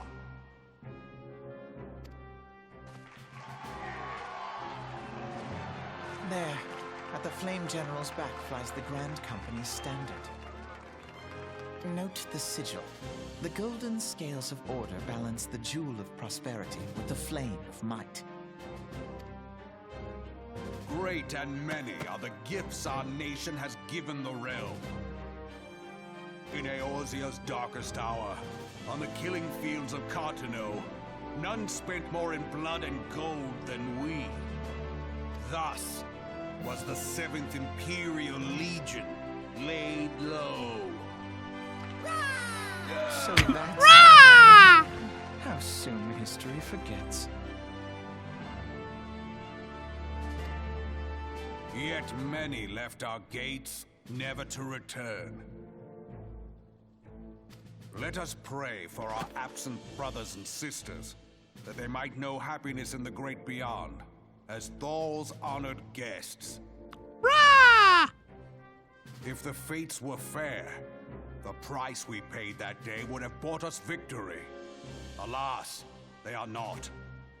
And now, but 5 years into this 7th Umbral era, the spirit of sacrifice which granted us our strength. Look around you. What do you see? A people divided, downtrodden, and enthralled. Where are the merciful alms of the rich? Where is the just steel of the righteous? I ask you, is this the great nation our brothers and sisters gave their lives to save? You who call this living, dishonor the name of the immortal flames. It is but a slow death. Our enemies surround us. The savage hordes of the Amalja wait beside our roads, strangling the lifelines of trade. Meanwhile, the Garleans make mock of our borders and despoil our land of its natural wealth. We stand on a precipice, yet we do not act. Whether trader or soldier, monetarist or royalist, all must recognize that a divided Uldar stands to fall. Victory and fortune walk hand in hand. Ye who seek glory and wealth, look I not to seek what glory little and you can wealth. snatch from your neighbor, but to the boundless wealth of the world beyond. Yes, look not to the wealth you can snatch from your neighbor. Just think bigger. You gotta think about bigger neighbors to snatch wealth from. You can snatch bigger wealth from bigger neighbors. Now is the time to unite. Now is the time to ride forth. In the name of the Sultana, I beseech you. Line not your own coffers, but those of the immortal flames. Seek not to prosper from Ul'dah, but to restore her to prosperity. As the realm prospers, so shall Ul'dah. As Ul'dah prospers, so shall her people. Ja, for Ul'dah! Together we are one.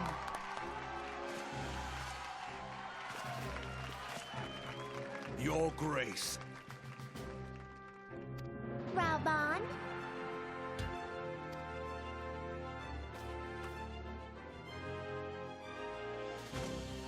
Why does this government People of base jobs on Ul'dah, his ability to survive 1,000 I, gladiatorial Nana, fights? 17th in the line This of right rule, here. address you. This is why.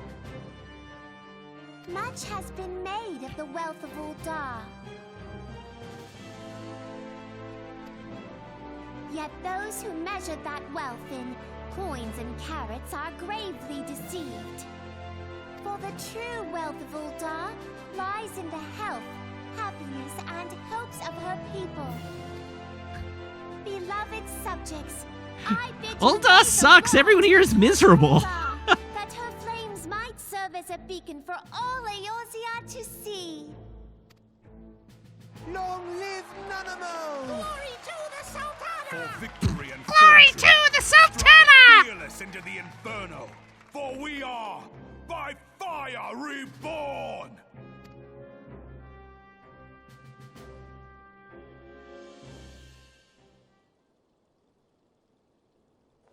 Forsooth, The time is now!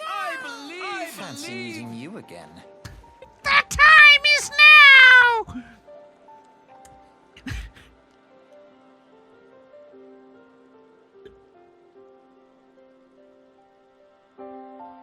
Elmo think Raubon has right idea.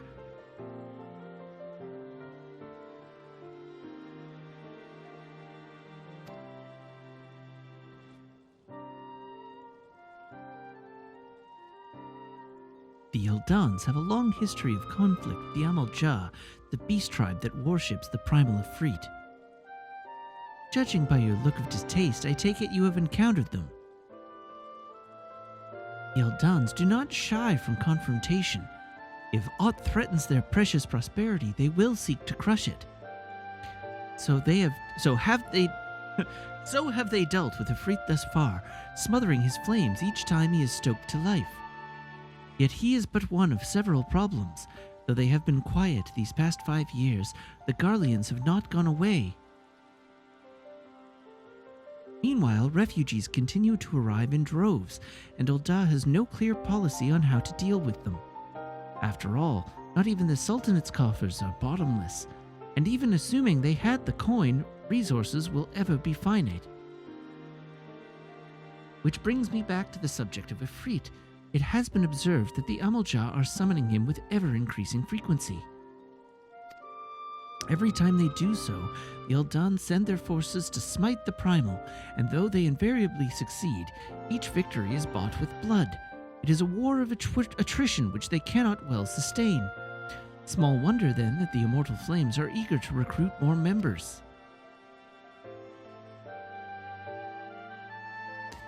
At such a desperate hour, an adventurer of your expertise would be a most welcome addition to their ranks. For their sake, I hope that the Flame General's words struck a chord with you.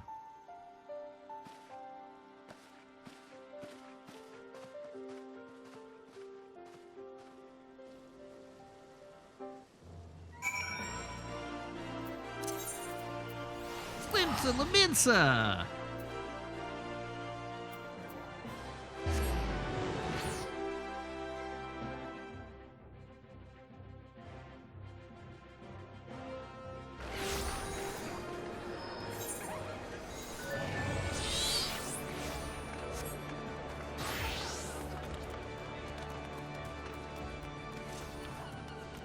All right, any good names here today?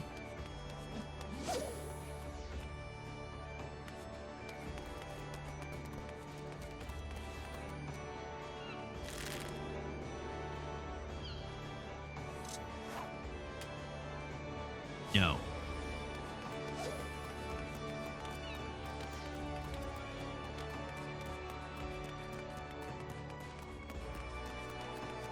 Samson Strongheart?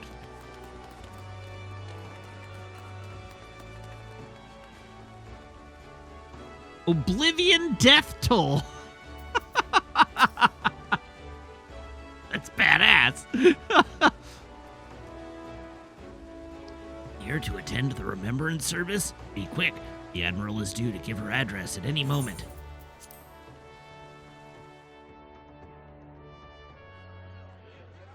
The Garleans are another matter altogether. So much for our alliance. It's sunk beyond the seabed.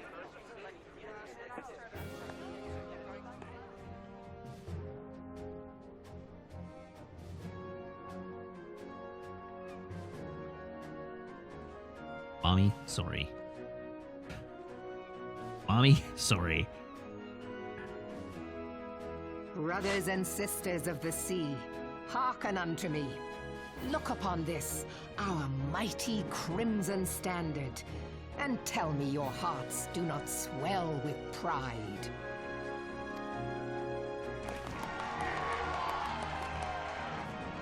"700 summers have come and gone since our forefathers first ran aground in this fertile bay. Wait, really? They ran aground? What kind of sailors are they?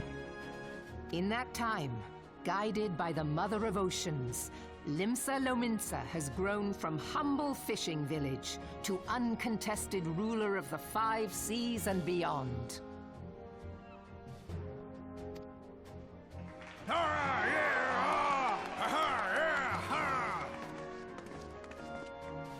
Did you look as the Admiral bid you? It is a rather stirring standard, I must say. The crimson field is meant to signify the blood of fallen crewmates, while the black longship represents a pirate vessel. Why a pirate vessel?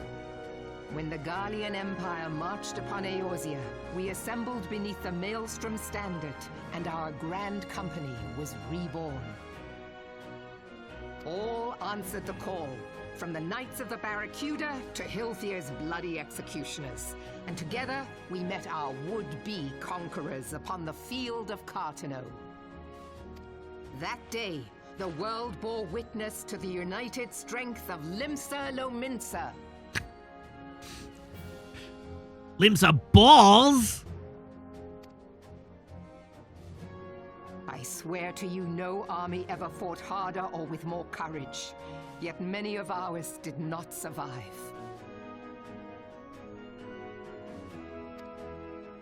Join me now in remembering those who fought in the name of freedom and fell. May their souls be returned to the sea.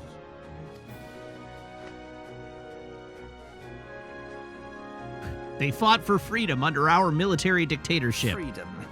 Yes, they have always been rather fond of their freedom. Much as the beast tribes have. Small wonder. Beneath the surface, one would struggle to tell them apart. It has been 5 long years since the calamity struck. 5 long years of tireless rebuilding. Yet still the wounds of the calamity fester and weep. But when I stand atop the mizzenmast and gaze out upon our battered and broken vessel, I see an undying spirit. Did we not build all this from the wreck of the Galadian all those centuries ago? Shall we not do so again? Yet there are those who would see this ship of ours sink beneath the waves of the restless Rotano.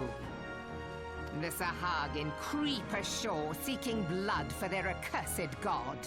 Accursed blood for the accursed god. Those fishback The Sahagin bastards. have risen? While the mines of Ogomero spew forth kobolds who push ever south, despoiling our lands as they go.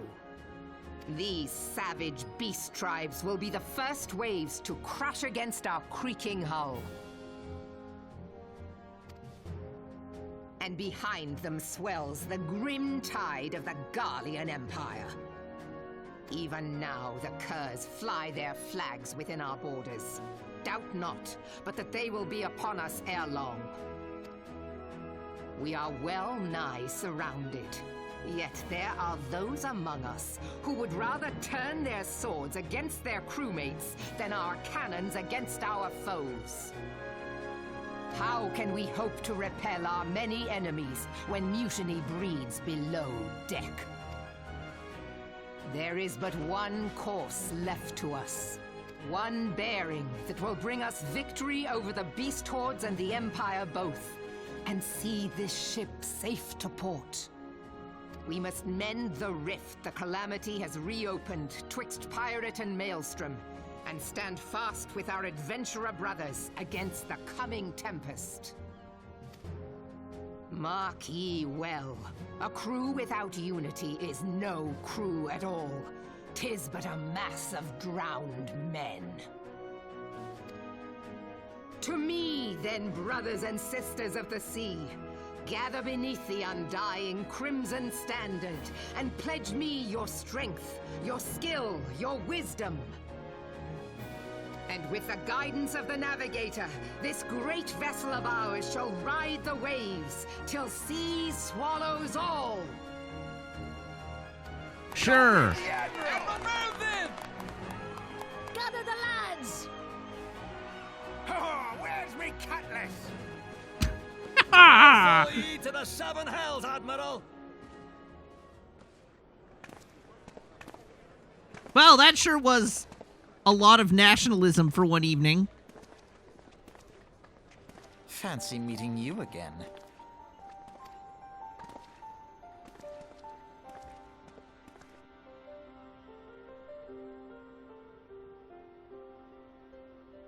As the Admiral mentioned in her address, Limsla Minsa is plagued by two beast tribes.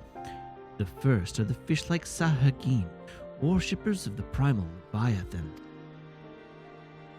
The second are the kobolds, who dwell beneath the earth and take the primal titan for their god.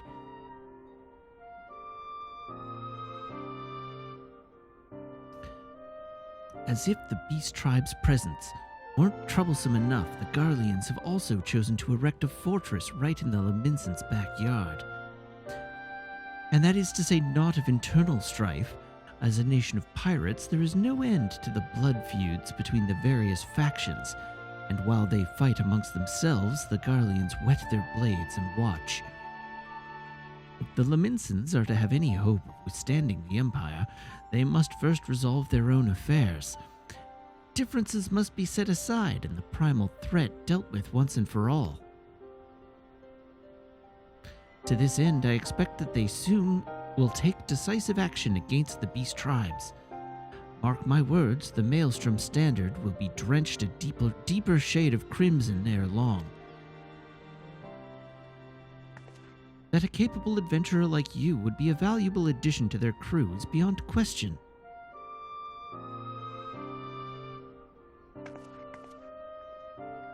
Bye!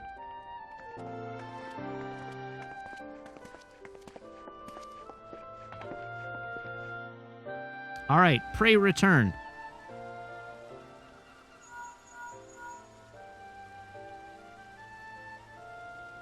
Wuzela, this is Minfilia.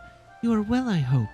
Would I be correct in thinking that the final remembrance service is now concluded? How did you get this number? New phone, who dis? A moment ago, you say? What a coincidence. Jesting aside, I trust you remember our guests from the Grand Companies. Well, delighted though we are to have them here at the Waking Sands, it would not be due to keep them in suspense any longer than necessary. In short, hurry back. Dear Fox, if you are having tiramisu ice cream right now, it is thanks to me. You spelled thanks incorrectly. Do you have an Earnest ice cream near you somehow?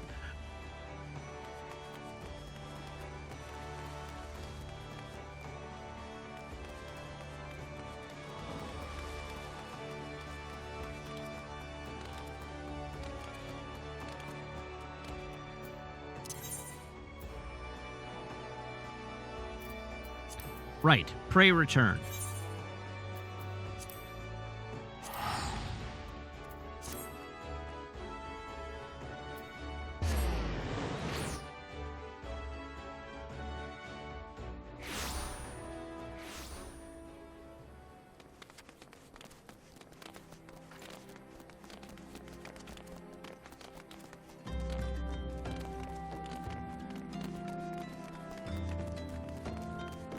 What if I told you you could just Uber Eats tiramisu anytime you want?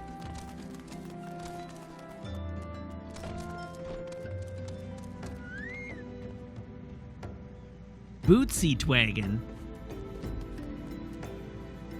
Is that Pywo?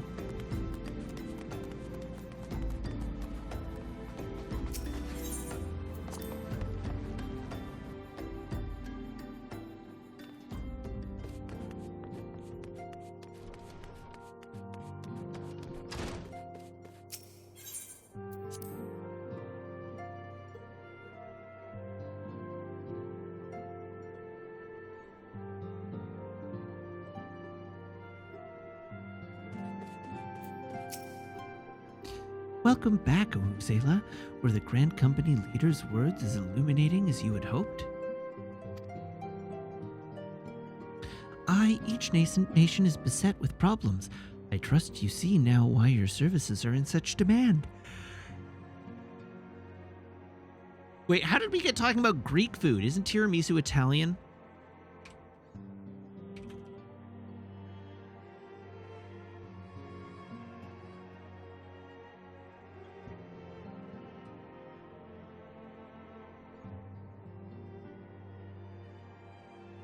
Now I'm reading. Tiramisu appears to have been invented in the 1960s, but where and when exactly is unclear. The recipe for tiramisu is not found in cookbooks before the 1960s. It is also not mentioned in encyclopedias and dictionaries of the 1970s, making its first appearance in print in Italian in 1980, in English in 1982.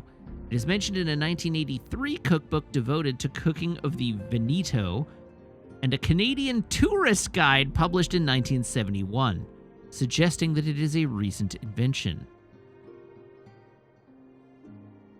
Obituaries for the restaurateur Edo Campiol reported that it was invented at his restaurant in La Beccaria in Treviso on 24 December 1969 by his wife Alba Di Pilo and the pastry chef Roberto Linguanato. The dish was added to its menu in 1972. Accounts by Carmen Antonio Iannacone claim the tiramisu sold at La Beccaria was made by him in his bakery created on 24 December 1969. It has been claimed that tiramisu has aphrodisiac effects and was concocted by a 19th century Treviso brothel madam, as the Accademia del Tiramisu explains, to solve the problems they may have had with their conjugal duties on their return to their wives. There is evidence of a tiramisu semi-frozen dessert served by the Vetturino restaurant in Pieris in the Friuli Venezia Giulia since 1938. This may be the name's origin, while the recipe for tiramisu may have originated as a variation of another layered dessert, zuppa anglaise. Others claim it was created towards the end of the 7th century in Siena in honor of Grand Duke Cosimo III. On 29 July 2017, tiramisu was entered by the Ministry of Agricultural, Food and Forestry Policies on the list of traditional Friulian and Giulian agri-food products on the Friuli Venezia Giulia region. In 2013, Luca Zaia, governor of Veneto, sought European Union protected status certification for the dessert based on the ingredients used in 1970. So substitute ingredients such as strawberries could not be used in a dish called tiramisu.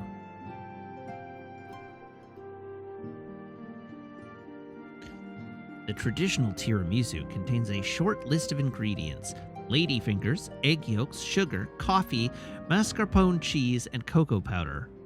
A common variant involves soaking the ladyfingers in alcohol, such as Marsala wine, amaretto, or a coffee-based liqueur, but this is not mentioned in the original recipe.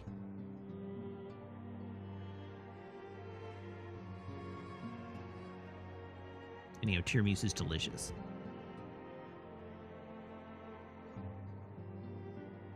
Each nation is beset with problems. I trust you see now why your services are in such demand. Would that there were more of you, Uzela. God, why am I so sleepy? Oh no. I'm not reading that. I'm just gonna go do the thing in that photo. Although I don't think I can. I think I'm too short. The gods only know what grand company our adventurer friend will keep. The wheels of change are in motion regardless. Brother, are you certain this course is best? Whatever do you mean, dear sister? The so-called remembrance ceremonies were little more than standard waving rallies. Fallpier, thank you for the follow and for the sub. Thank you very much. Subscribe for tiramisu facts. Well, there we go. I end up on a digression like that, like once a stream. You gotta learn about something. This is an educational and informational stream right here. As though the Calamity and Seventh Umbral Era warranted scarcely a mention. Well, of course they were standard waving rallies. Since you are so observant, mayhap you noticed what mention was made of the Warriors of Light? None. None. I suppose they must have forgotten the heroes who spared Eorzea a fate worse than the Calamity? No, dear Alizé, they haven't forgotten these details. They have elected to omit them. Deep are the wounds the Calamity inflicted upon Eorzea. So deep, in fact, that the realm still bleeds. Wait, why is that guy sitting at the table, like, having a meal while wearing a bandana over his mouth? Needless to say, the beast tribes and their primals do little to alleviate the pain. So, the task of salving Eorzea's wounds falls to the scions of the Seventh Dawn, with a little help from our friends, the Grand Companies. Remembrance will yield no remedy. If our world is to heal, we must put the horrors of the Calamity behind us. Our grandfather would never entrust the fate of the realm to despots who rewrite history to their convenience.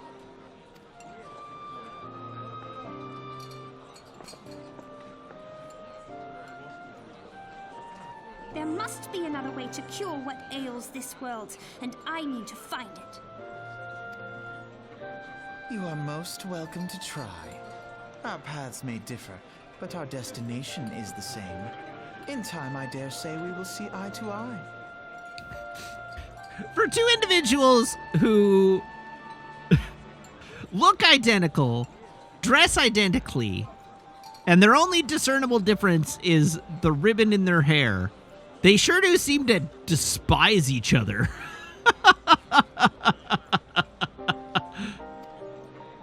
I should hope so. My lady! We are to escort you! Hope does not come into it. We share the burden of this fate, dear sister, and will prevail together or not at all.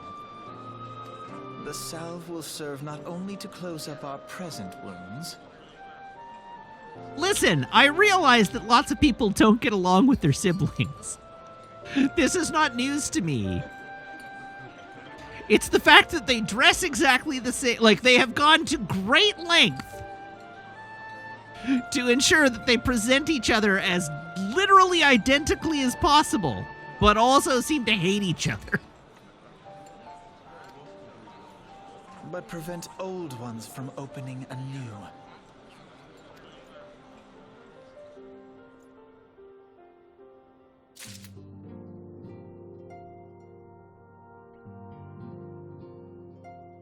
All right. What am I doing?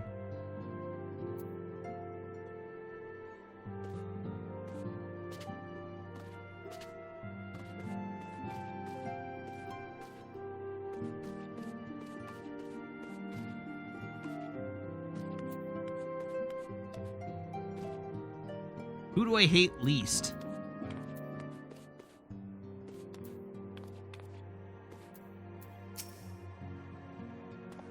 Capitalism for the win. Welcome back, adventurer. I take it General Raubon's words kindled a fire within you. Excellent. I feared that the incident with the traitor may have soured your opinion of us. Gladdens me to see that isn't the case. But before we can count you as one of our own, you must be formally inducted into our ranks. Please proceed to the Hall of Flames and identify yourself to the personnel officer. I will notify him of your coming. With your strength joined to ours, we shall purely prevail over our enemies, be they beastmen or Imperials.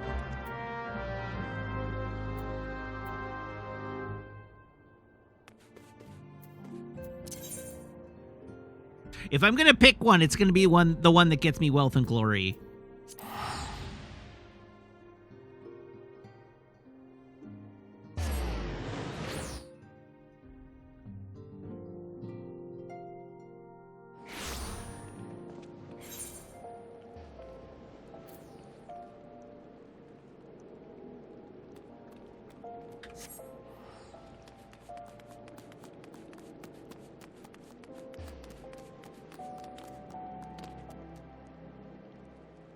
Sky blue.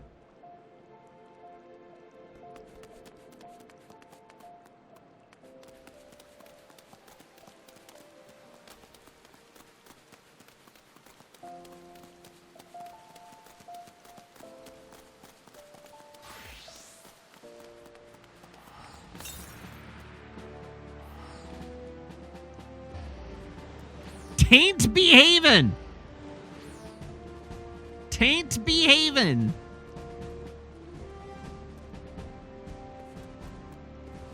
Tain't behavin'.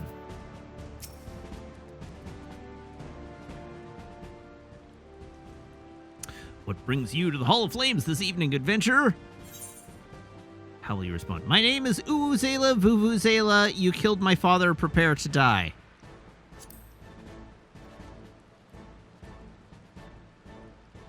Oh, I thought as much. You are just as our man at the Waking Sands described. It's an honor to meet you, sir. Now, in order to formalize your... Sir!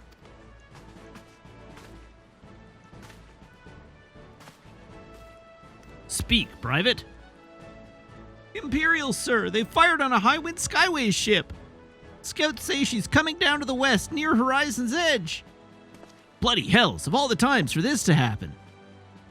Ooh, Zayla, there's no time for formalities. The Immortal Flames need your help now. We're in the midst of a large-scale operation against the Emerald Jaw, and we have no one to spare in Western Thanalan. You must get to that ship before the Garleans do. If there are any survivors, see that they do not come to further harm. Now go! Shouldn't I, like...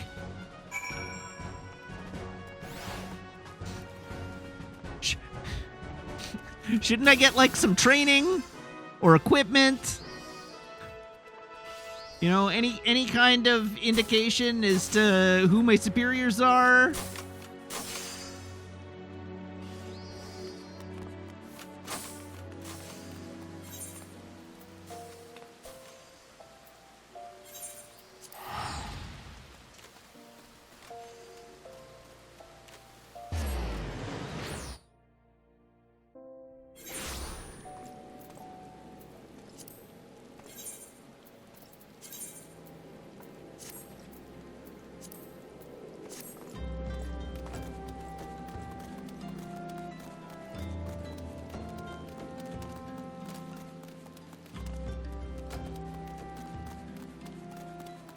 I don't know, what's the hierarchy of the flames?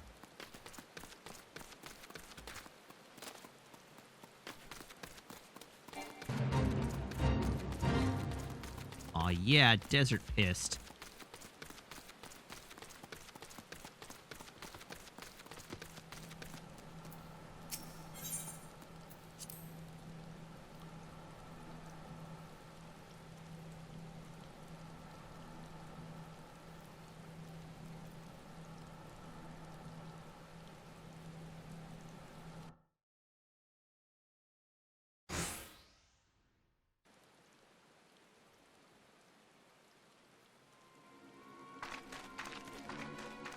Oh yeah, it's time to get in there and murder some Garleans.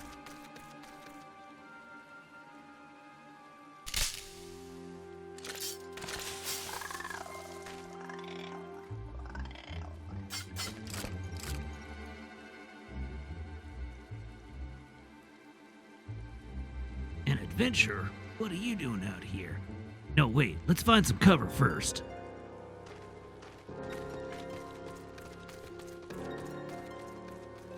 I reserve the right to change that voice.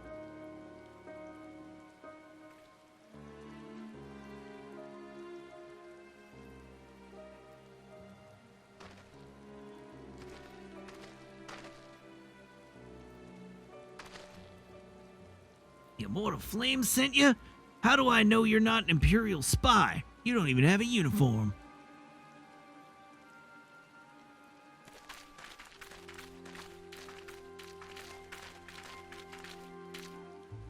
Are you all right, sir? Our scouts reported the attack on your craft. We've come to rescue you. Vuvuzela, Vuvuzela, yes? Glad to have you with us.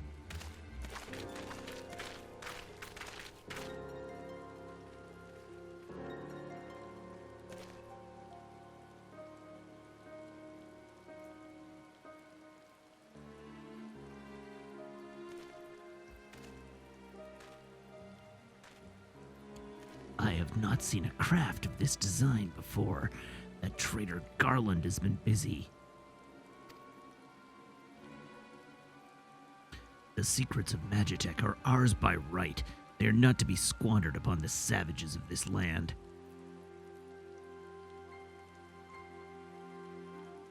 We are taking this craft back to the fortress. Dismantle it if you must, and bring the engineer. Someone must pay for Garland's crimes. They mean to take the ship back to Castrum Meridanium, along with your friend.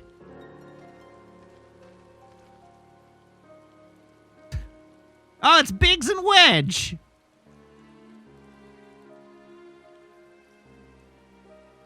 Cute.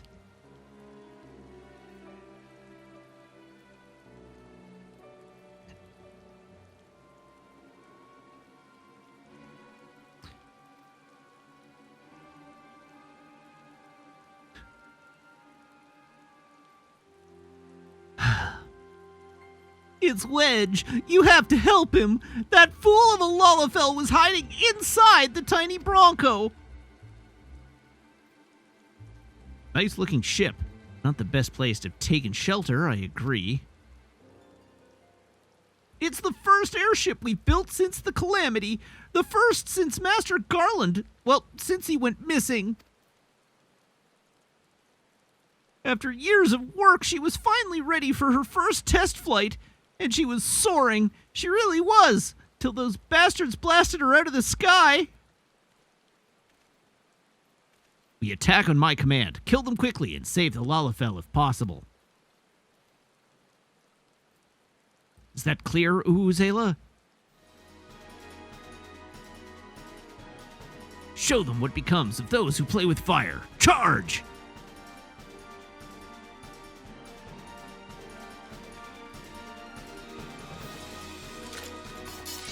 We're under attack! To arms!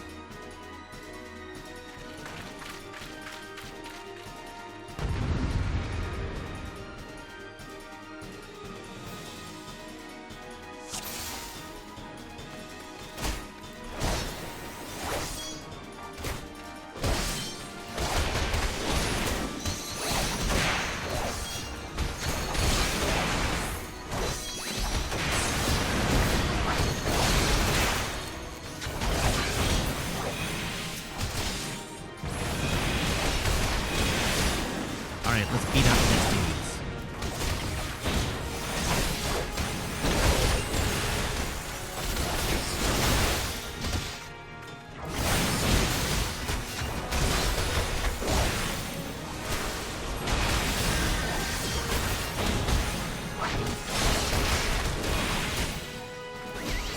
Oh, I see. I'm beating up on the hardest to kill one. Good times. This is how we do.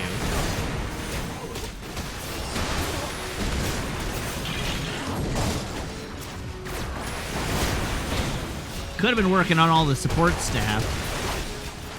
But no.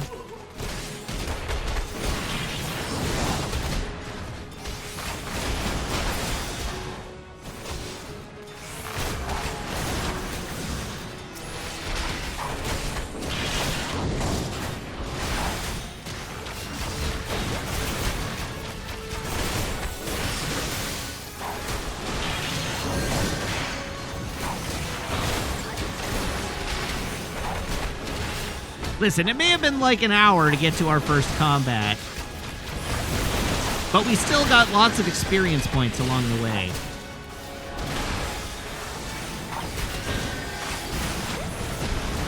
And that's what really matters.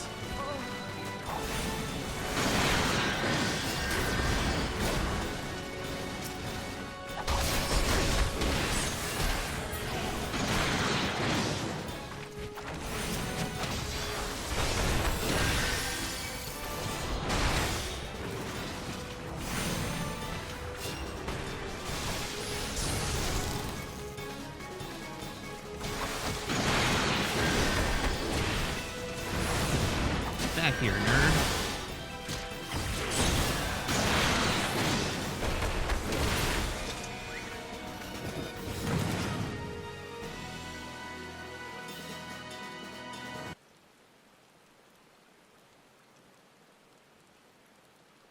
Biggs!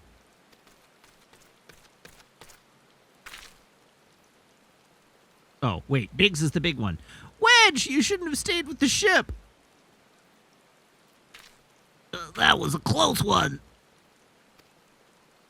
Too damn close. So, how's she look anyway?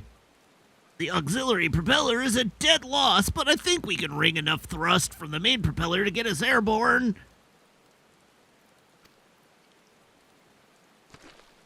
A few minor modifications, and we should be able to fly the tiny Bronco home. The Imperials will come looking for their scouts, but we can defend this position until the engineers leave. You should go, Zayla.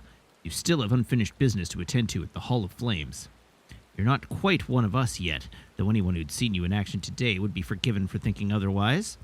I just wanted to say I'm sorry, you know, for calling you an Imperial spy and all that. Got that one wrong, didn't I?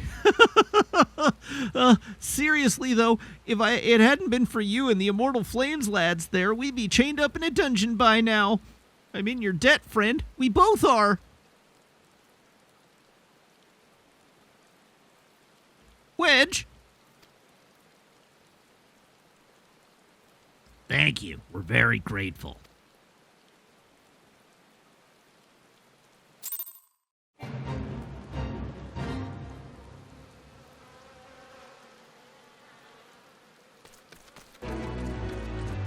Ooh, I've completed a fate. Go me.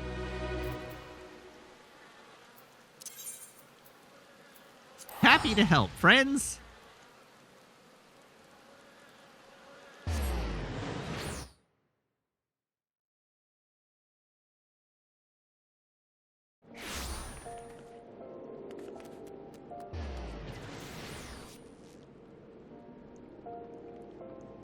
Once again, I'm just reading names.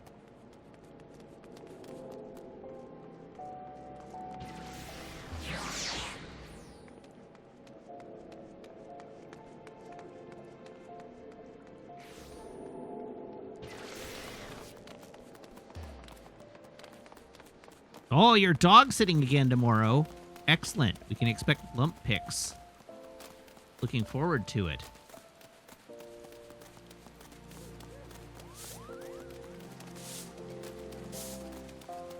Your parents think he's going blind. You and the vet think he's very lazy. All right. I love it.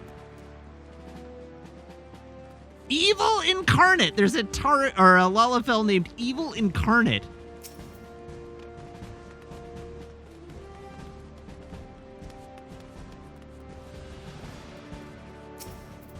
Monk Lunk.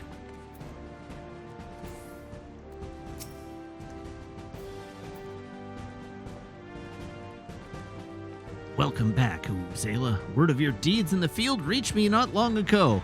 Exemplary service. Rest assured that the Garland Ironworks engineers are fine. They were able to get their vessel back in the air before Imperial reinforcements arrived. Your willingness to assist us on such short notice is to be commended. Clearly, your reputation is well deserved. Now then, I believe we have some unfinished business. Shall we continue from where we left off and induct you into the immortal flames?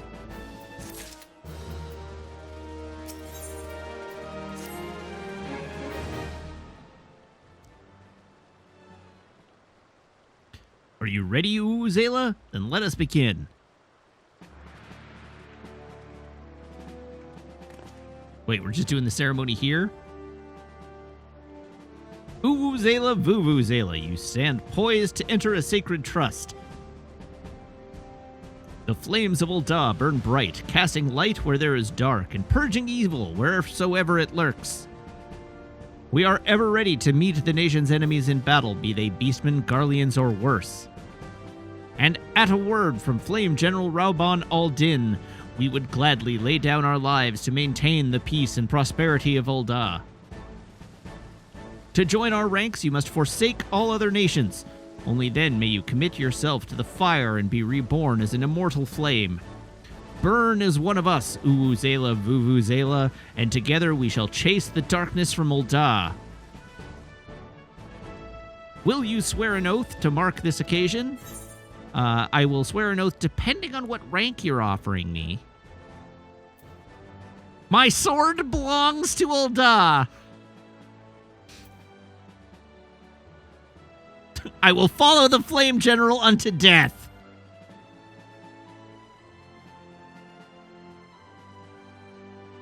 Ha! The Flame General would lead the van in every battle if he could. It wouldn't surprise me if you had the chance to fight by his side one day. Very well, your resolve is plain. Vuvuzela, Vuvuzela, I hereby confer upon you the rank of Flame Private Third Class. Private Third Class? Welcome to the Immortal Flames, Private.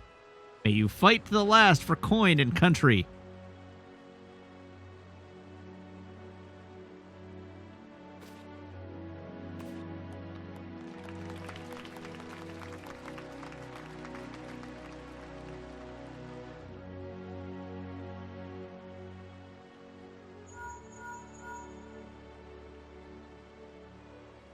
Can you hear me, Vuvuzela? This is Minfilia. An officer of the Immortal Flames contacted me with news of your enlistment. My congratulations, Private Vuvuzela. I have no doubt that you are eager to make the acquaintance of your new comrades, but I would ask that you pay a visit to your old ones first. Remember, though you are now a Flame of Ul'dah, you are no less a Scion. Pray return to the waking sands at your earliest convenience. There are some friends here whom I would very much like you to meet. We shall be waiting. It seems your presence is required elsewhere. Well, that's too dang bad. Get on that bus. You have got 2 months of boot camp. We're gonna need your pearl, your link pearl. But before you leave, perhaps you could find a moment to speak with Commander Swift. He is not one to see new recruits go into the field unprepared.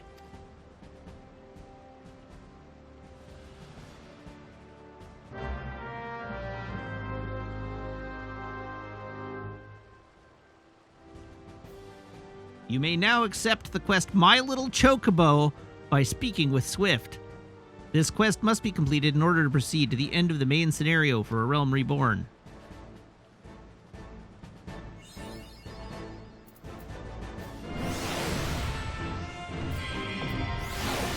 Delivery missions. Alright, Grand Companies. You are now a member of a Grand Company and been assigned the rank of Private 3rd Class. Your Grand Company rank can be confirmed at any time under the Profile tab in the Character interface under the Character in the main menu. Grand Companies pay their members not in guild but in company seals. You can confirm how many seals are currently in your possession under the Currency in the main menu. Seals can be earned by completing various Grand Company missions. A Grand Company Quartermaster is stationed at each Grand Company headquarters and will exchange items for company seals. Company seals are only redeemable with the Grand Company that issued them. Wow, company script.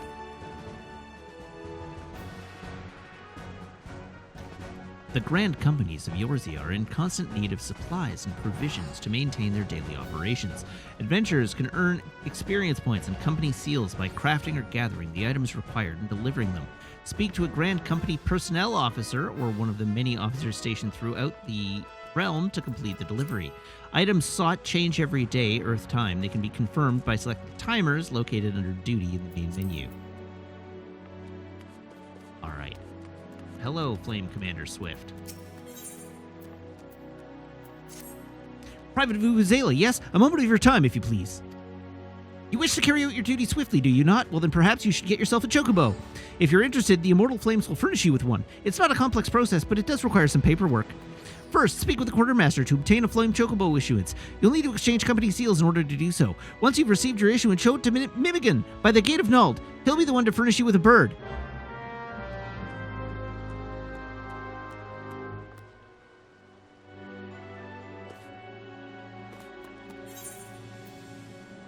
Quartermaster.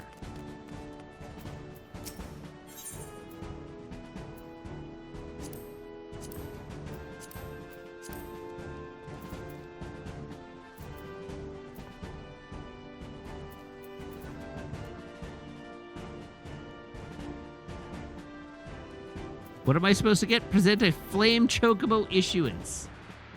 How do I get a Flame Chocobo issuance?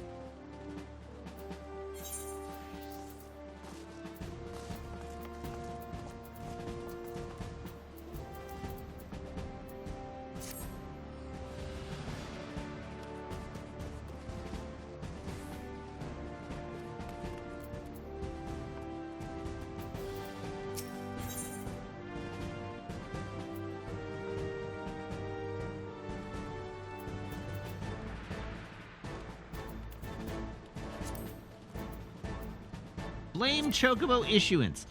Unable to complete insufficient seals. Alright, how do I get seals?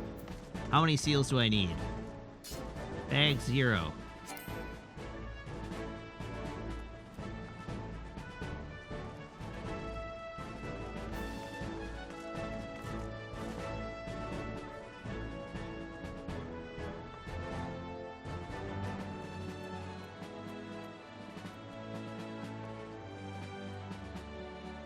Oh, Finnish coin and country?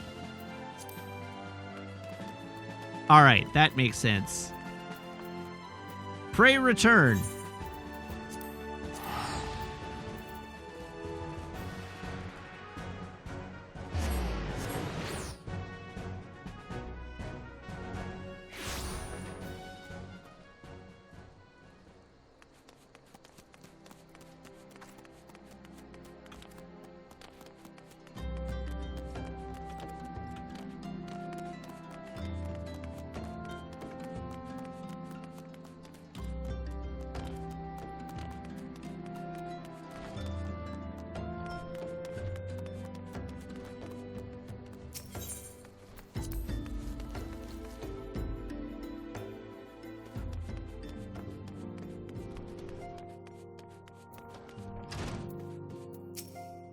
Welcome back, Uhuzela. Lady Minfilia awaits you within.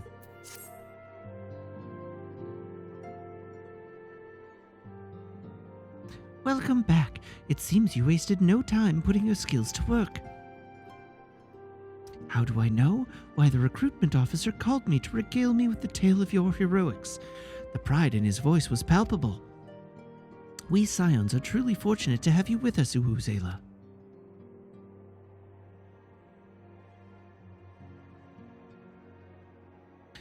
Now, when last we spoke, I said that I wanted you to meet some friends, did I not? Well, I neglected to mention that you have already met. Tataru, please show them in. This way, sirs.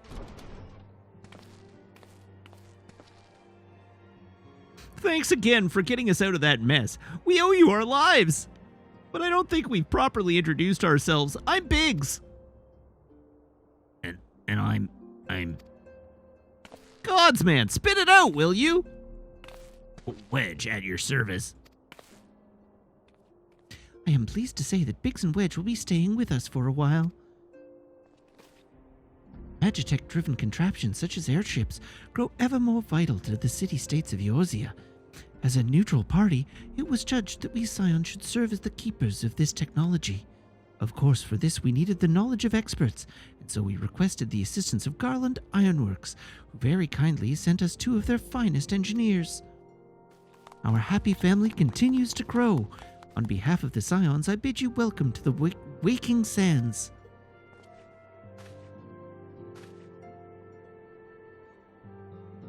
Like every soul here, I love Eorzea, and I count myself blessed to have been given this chance to stand with you all and fight for the future of the realm. Never have I known such fulfillment, such happiness.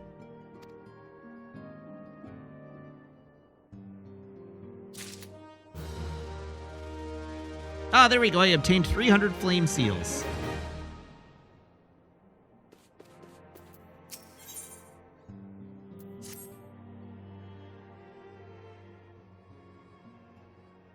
Now, having set aside the formalities, we have a favor to ask of you. Urianger, have the documents arrived from the students of Baldessian? Aye, my lady. They arrived but recently. We have conducted a study at the behest of the Order of the Twin Adder. Huh? Papalimo, Ida, a synopsis if you would. Our task was to survey the behavior of the Sylphs, a beast tribe indigenous to the Twelveswood. Oh, how to describe them. They look like gisselcreens, floating ones, that worship the primal Ramu. Oh, it's Ramu. Though technically a beast tribe, Sylphs are blessed with a comparatively personable demeanor, conducive to peaceful communication.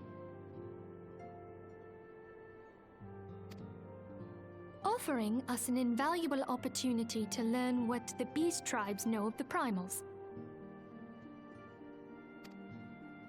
While Ramu's existence is well documented, the Sylphs do not, or perhaps cannot, summon the primal any longer, insofar as can be ascertained, until such time as we know. It would be unwise to assume that the threat posed by the primal has passed. Which leaves Gridania with the added worry of not knowing what they should be worrying about. In that regard, they are hardly alone. What we can say with absolute certainty is that Gridania has its hands full fending off Garuda, who, I need hardly remind you, is among the most savage and terrible of all known primals. Huh. In short, it is essential that we approach the Sylphs in as diplomatic a manner as possible. Words and actions can be misconstrued. The only sure way to communicate our intentions is the echo. But I can't do it on Winning command. the Sylphs' favor may well bring us a step closer to mitigating the threat of the primals. Will you help us? I am grateful. Lovely. Well, as much as I'd like to help, I'm Yes. afraid I would Is be of Andai, little if we use to start in you, Aldal, we hang out with a Thancred. veritable babe in the woods.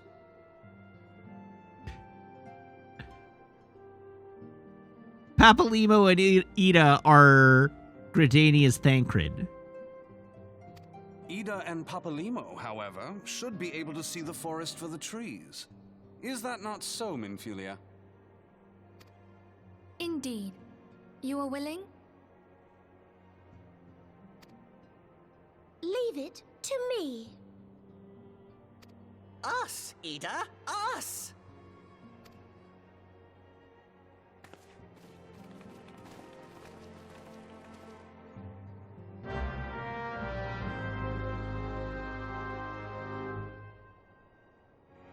All right, now we go back and get our chocobo.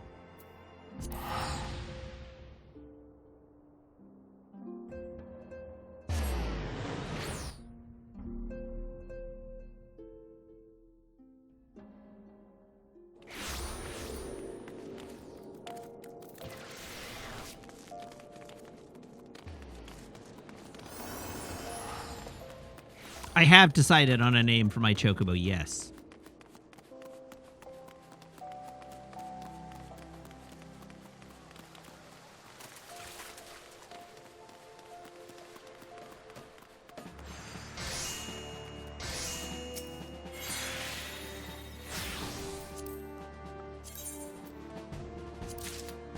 All right, we got our chocobo issuance.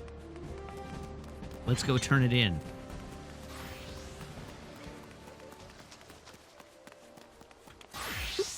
Whoop, whoop, whoop.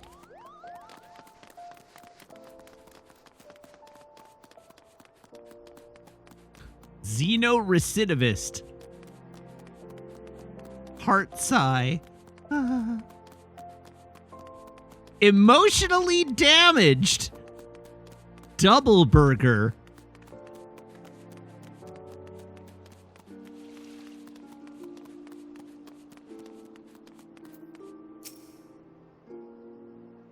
Want a bird issued, you say? Then I'll need to see your flame chocobo issuance.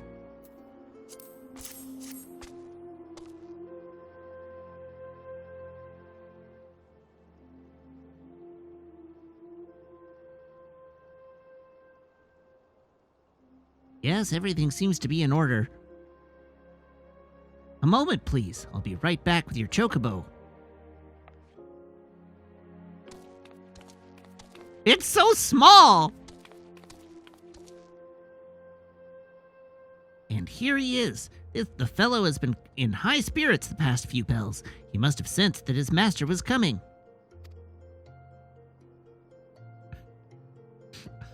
I too am in high spirits when I sense that my master is coming.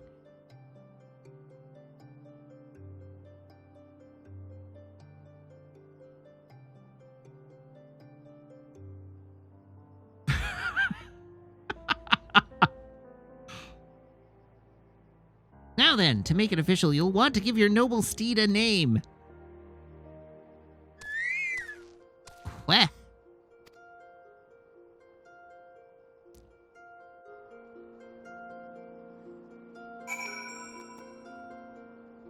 Alright, how do I name my chocobo? Oh, by clicking on it, probably. Queh!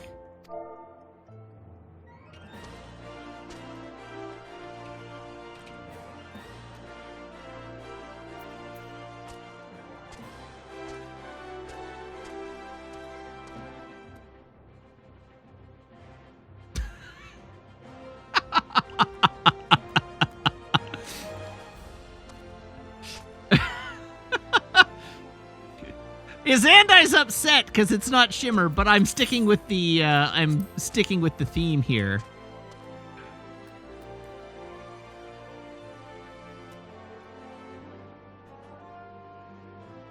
Queh!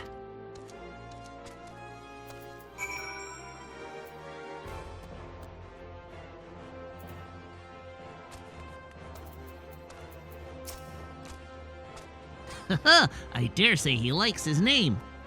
Here's your very own chocobo whistle. Simply blow into it and your feathered friend will come bounding to your side.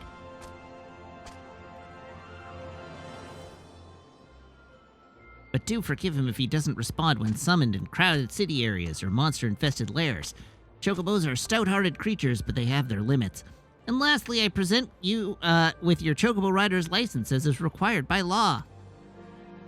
All that concludes all the formalities. I wish you and your chocobo long years of fulfilling companionship.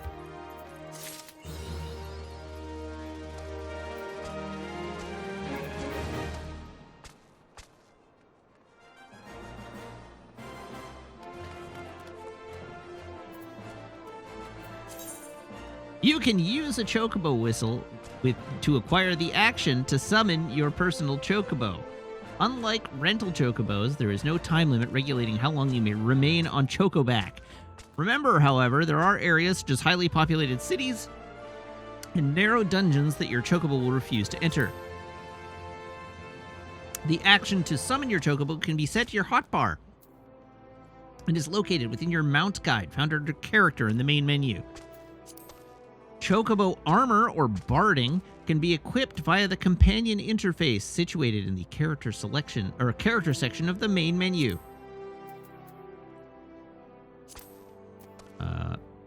Mount guide. Oh. Chocobo whistle.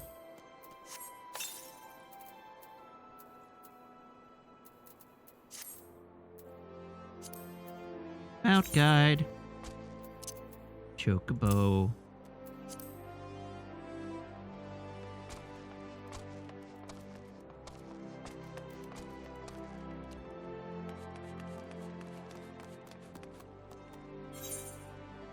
All right. Speak with Vorsail Hulois at the Adder's Nest.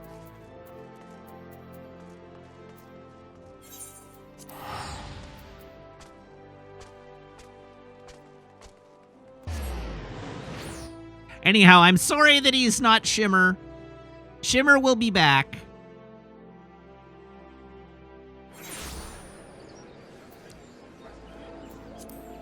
But we had to go with the naming scheme for this one. What are you?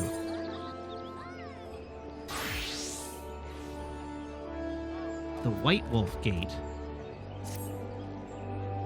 Ooh, Zayla, is it not? I've been following your exploits with great interest. You have served Ul'dah well, but I believe your greatest accomplishments are yet to come. It is with such lofty expectations that I would grant you passage beyond Gridania's own White Wolf Gate. Take this pass and show it to Franch Montio, the gatekeeper. Gird yourself well for battles to come, and I am sure that news of your deeds will reach me again before long.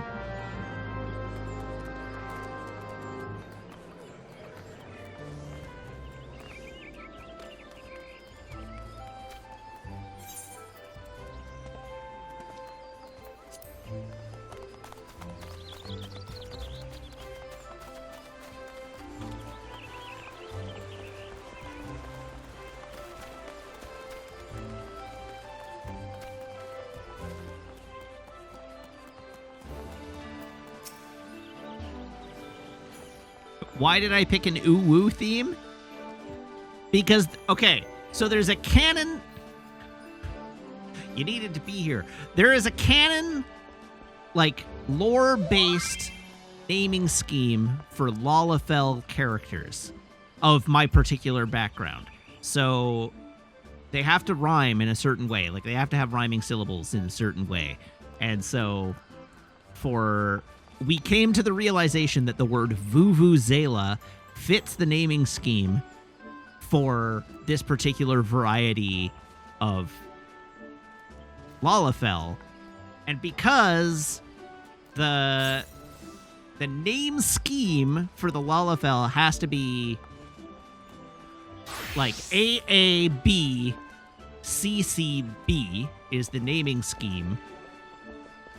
So it became something Zayla, Vuvuzela, in order to match up. Vuvuzela being a type of horn. And then somebody reminded me that ooh-woo basically works for the AA. And so it became ooh-woo for the meme, Zayla, Vuvuzela for the instrument, making a lore-accurate Lalafell name. And now I have a chocobo. And since I have an instrument theme in my name and an ooh-woo theme in my name, I named my chocobo Kazuwoo. That's the whole story. That's everything. That's how it goes. That's where it came from. That's the joke.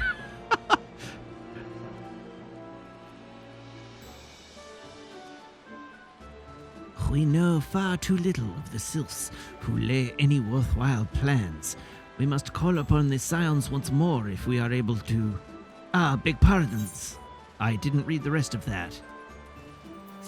But yes, I'm accepting your quest. And I leveled up. I'm level 30 now.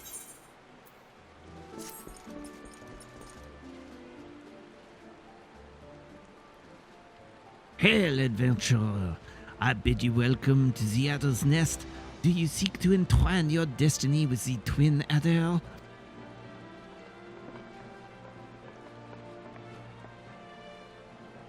Morning, Commander. Sorry to disappoint you, but other business brings us here today.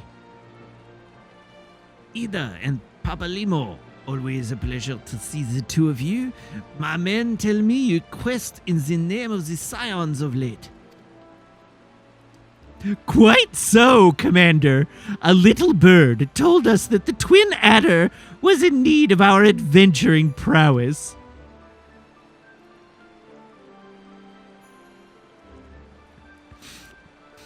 Aye, your little bird sings true.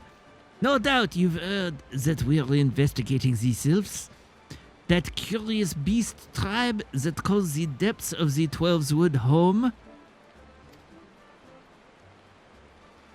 The sylphs are, for the most part, a peaceable bunch, much to the delight of the elder Seed Seeker, who has no desire to see her people embroiled in yet another fruitless war. The twin adder is of the same mind, and 'tis precisely for this reason that the sylph's relation to the primal Ramu has raised a flag of warning amongst our ranks. Friendly as they may appear, beastmen will be beastmen. Should there be even a sliver of a chance that summoning of the primal might disturb the balance between Gridania and the sylphic tribes, it is a possibility we cannot ignore. Better to be safe than sorry, indeed. Do we strike at Ramu, or leave the sylphs to their own ways? That is the question, yet I find myself lacking ample knowledge to arrive at an answer. Opinions abound within Gridania, but to listen only to one's own is among the greatest mistakes a commander can make. I would hear from the other side, the sylphs themselves, and seek an impartial party to serve as my liaison. That is where you scions come in. The sylphs of Little Solace remain untempered and have held many a productive dialogue with our people. I would hear their candid thoughts on their untempered brethren. That said, I urge you to exercise due caution. Sylphic tradition and etiquette bear little resemblance to our own. It would not do to have any cross-cultural faux pas get in the way of a productive parley. En route to Little Solace, you will come upon the Hawthorne Hut. Our officers stationed there can enlighten you as to how to win the sylph's favor. May your expedition be a worthwhile one. A friendly palaver with the sylphs? This should be a pleasant enough diversion. The Hawthorne Hut, was it? Why, I believe the ferry departing from West Shore Pier should take us straight there. A friendly palaver indeed. I hope this will be as straightforward as you say, Papalamo. I did say the simps and I didn't mean to. It just kind of snuck out.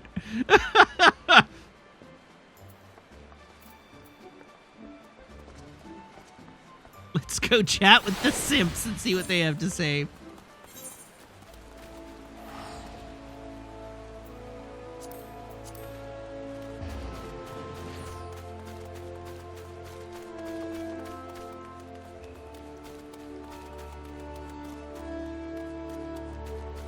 Since I hit 30, there's a suggestion that I go get Monk. Oh. All right. All right. You've convinced me.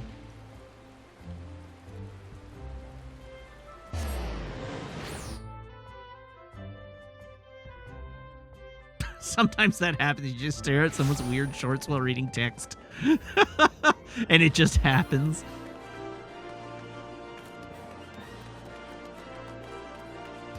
Be the guy who queues into the level 34 dungeon on Pugilist.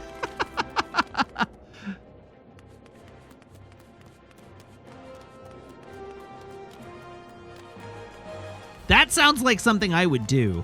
Let's be honest.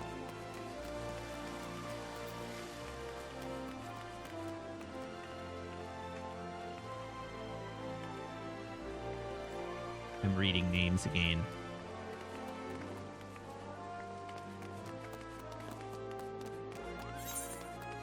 Wait, Pugilist Quest is this way.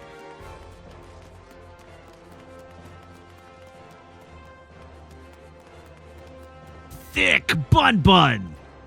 Thick Bun Bun. Why is it so thick?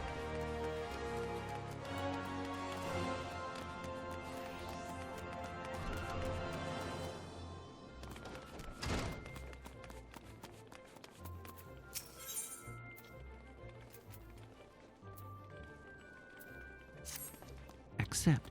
I'm pleased to say I managed to find and thwack all the dummies. You did well to deploy them where you did, son. Thanks to you, I almost got killed several times. But what doesn't kill you only makes you stronger, and I'm feeling stronger than I have in ages. As a matter of fact, I reckon I'm not far from regaining my former strength. One last step will get me there, and I'll take it by having another bout with you, Zayla. I want you to meet me out in the Sagoli Desert, a settlement called Forgotten Springs. The place is home to the most luscious Mikote maidens this side of Eorzea. Gods, I can't wait to take in their lovely forms again. Oh my!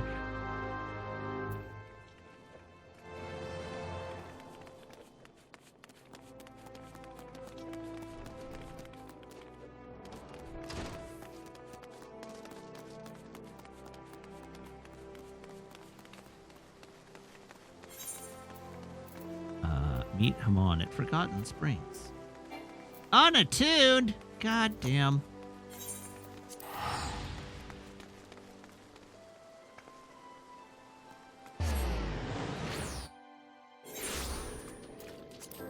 Chocobo!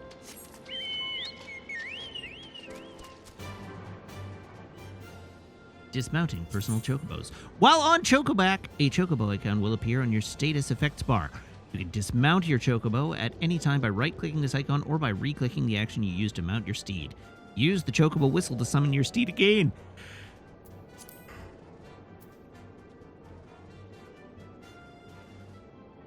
Okay, we're going south. Hup.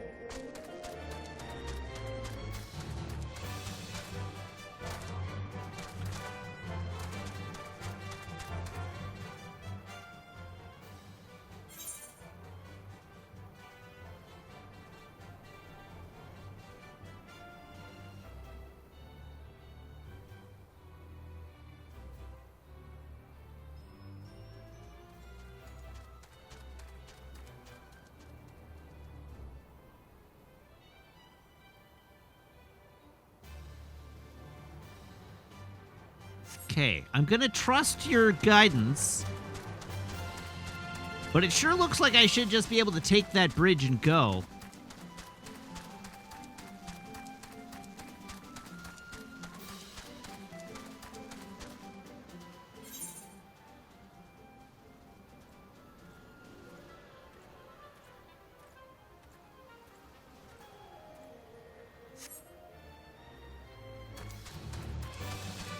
I have no idea what's going on here. I'm gonna just try and butts my way there. Oh, whoops. No, the Emeljaw have found me.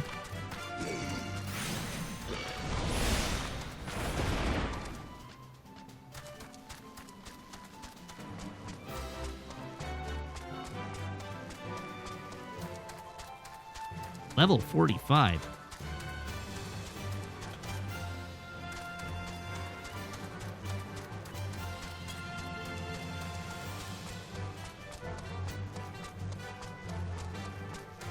Oh dear.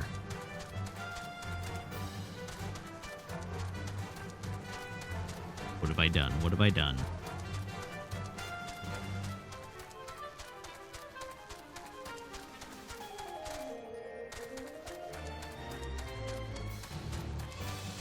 What area on the left? I thought I took the area on the left. Oh, no, I took the area on the right, didn't I? Uh-oh. I know what words mean.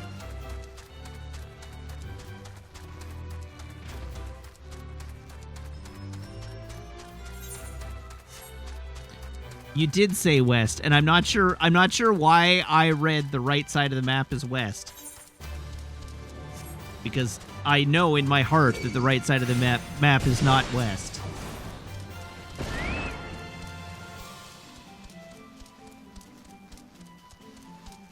It's fine, I'm not worried. We're all good here.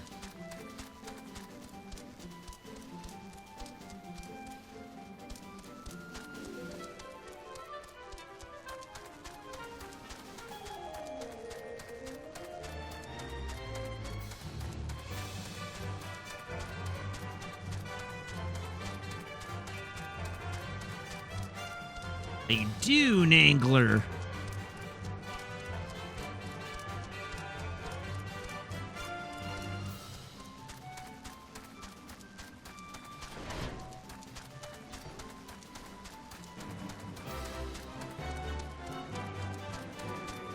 Hello, Choco Keep. Well met, traveler. Might I interest you in a chocobo porter? Oh, don't tell me this is your first visit to the stop. I shall update my register with your name so that you may access this location in future. Nothing. Lick the rock.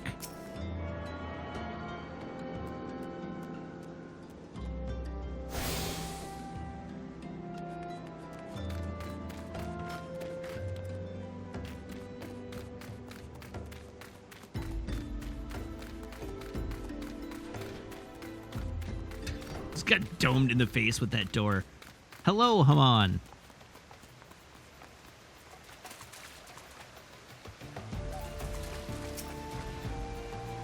This landscape takes me back. It does. Sand as far as the eyes can see. Crystal clear spring waters cooling your feet. Scantily clad lasses giggling as they bathe and frolic. I well remember these things. But my body has forgotten the seamless combinations that earned me the epithet of Holy Fist. That's where I'd have you enter, Zayla. Sparring with you is what first got me back into the swing of things. Now it's time to finish the job. But before we begin, some warming up is in order. I want you to take yourself across the dunes to the south and defeat 5 sandworms. I'll be waiting for you here. What? Don't I need a warm-up too? Oh, don't you worry. I've had mine long before you arrived. Those enormous buggers never knew what hit them. If you don't want to be outdone by this old man, you'd best run along and give them more of the same.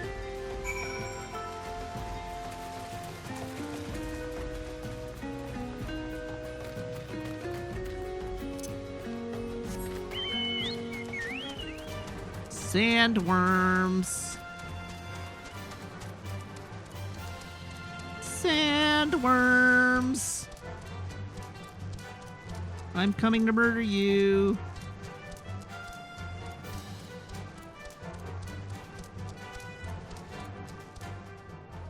Sandworm.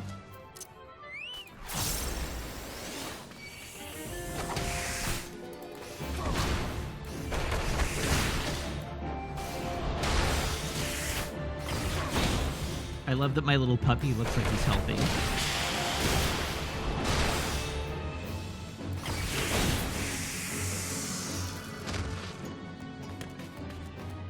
That's one.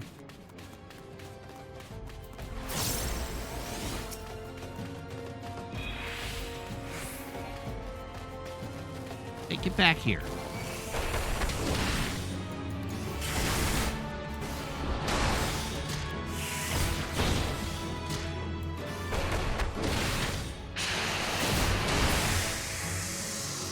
There's 2.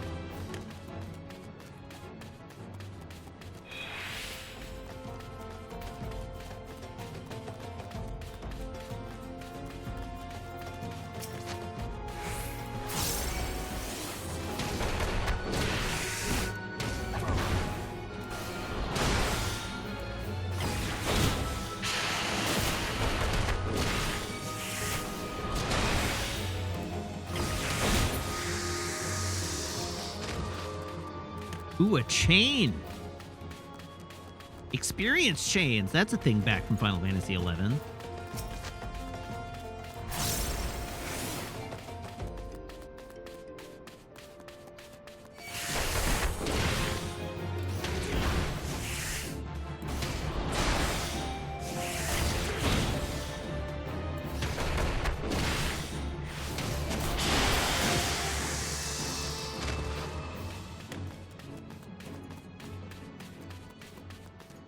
All right, we need one more.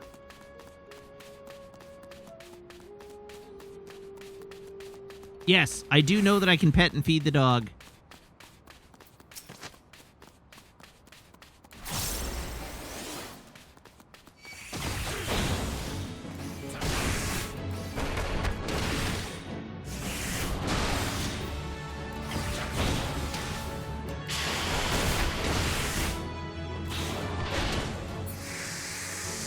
All right, there's 5 down.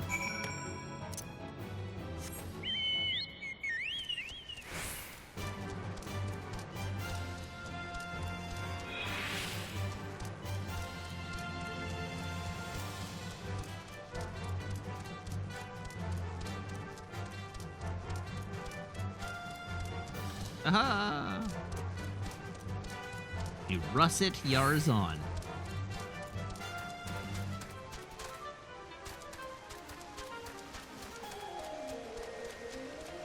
Alright, Kalogane Haman. Ah, so you've seen to the sandworms. Marvelous! Now the real training can begin. Thanks to you, I've managed to get most of my stamina back. I'm confident that I can go the distance with the fittest of them. But if I'm to defeat Wegfar, I'll need more than just endurance. I'll need to remember how each strike transitions to the next. And you're going to help refresh my memory by pummeling the sense back into me. So he just levels up like a Saiyan. Beat him half to death and he heals back stronger. Hit me, Uzela. Hit me with everything you've got. Don't hold back.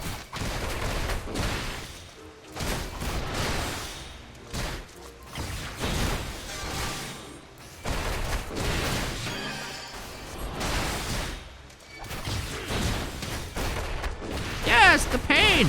I can feel it working. This feeling! This is it!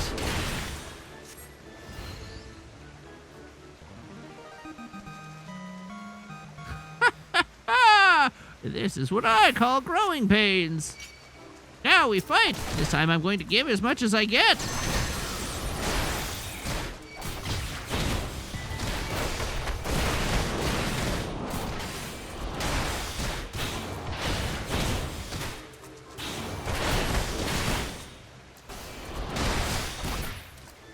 Ah, mark me, next round will be mine.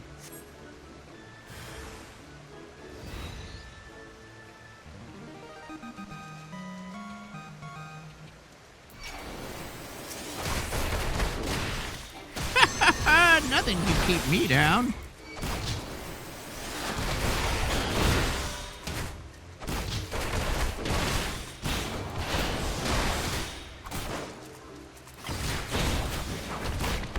Brace yourself, Uzela. I have a mind to finish this.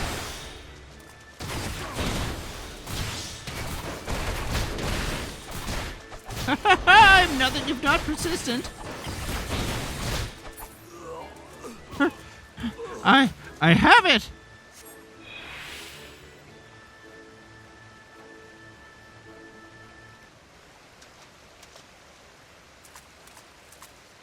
I've got it!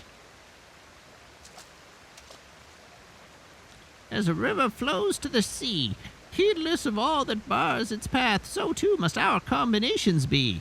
Oh, it even rhymes. Thank you, Uzela. The raging torrent of your blows has been as a strike of lightning to my brain case. I remember everything. Master, it's Wegfar. The man is back in Ul'dah, and he's demanding that you fight him now. So it begins. Very well. I will go to settle the score with Wegfar. He will be the first to know that the Holy Fist has returned.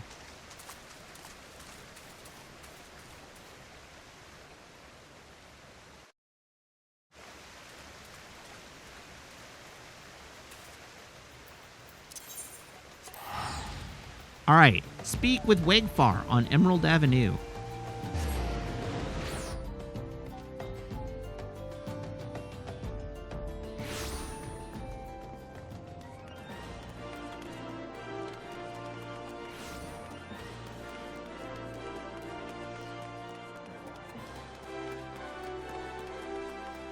Samwalk, yes.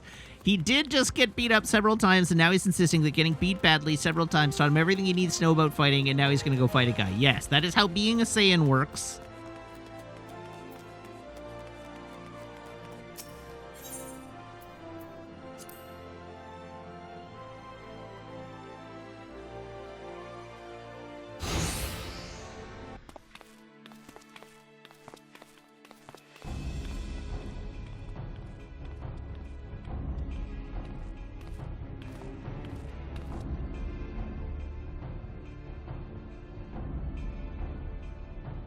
I didn't expect you to come so soon, if at all. You sure you want to go ahead with this? I'm a man of reason, and I'd sooner not have to hurt you. Just give up now and put an end to this mummer's farce. You can live out the rest of your days in peace. The only mummer's farce I see is a man trying to squirm out of his own self-wrought challenge. Well, I'm gonna make you the same offer. Walk away and you won't get hurt. They say Hammond Holyfist is going to perform his legendary technique. Right here on the avenue? Is it safe?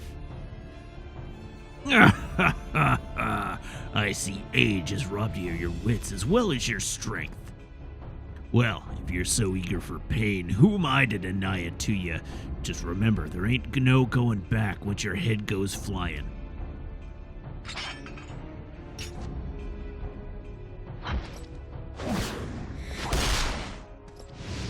Oh, it was young Hammond. Just like old times, eh, Wegfar? Wow! Did you see that? Because I sure as hell didn't. He was too fast.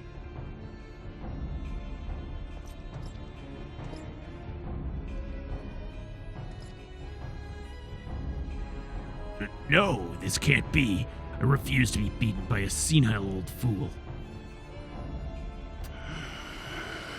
He's doing performance-enhancing drugs! Get your asses out of here, all of you.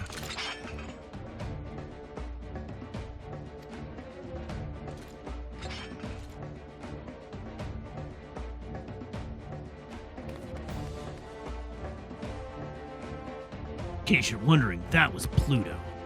Just a draft of it, your body turns hard as iron. Not even blades can pierce it. Huh, stubborn bugger.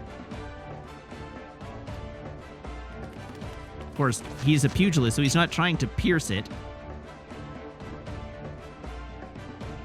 Rurukuda, but why? I refuse to fight on the side of cheats. Say your prayers to whatever gods you keep. By the time I'm finished, not even your mothers will recognize you.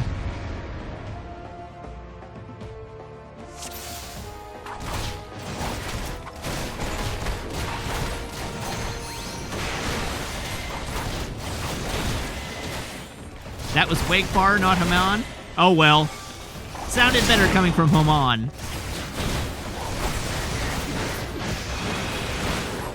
Whoops.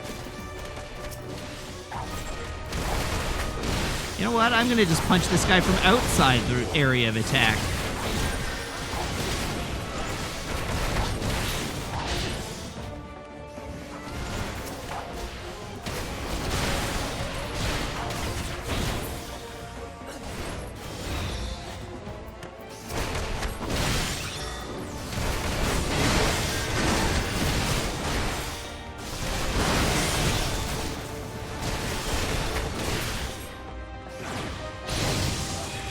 What is going... Why is everybody running around?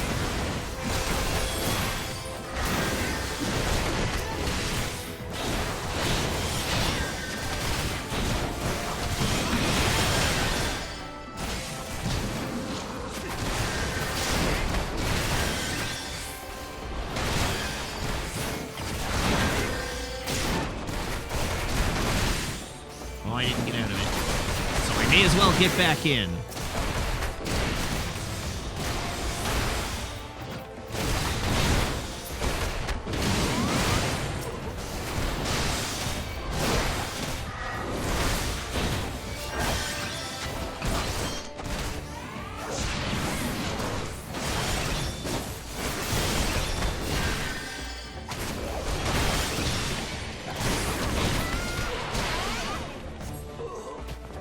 All right, only Wegfar remains.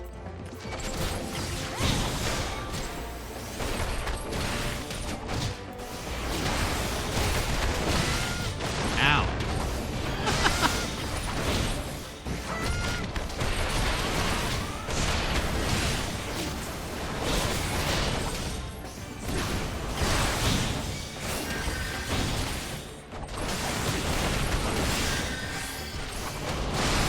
Oh, I didn't get out of it. Owie wowie.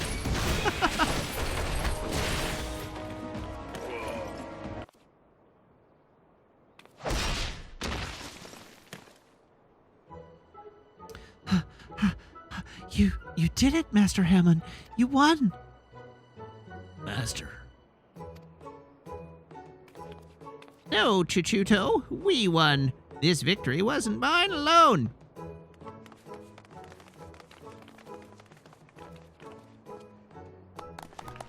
Holy fisticuffs, that was incredible! You wiped the avenue with those crooks! I'm gonna tell my grandchildren tales of what happened here. Our work here is done. Let's all go home to the guild.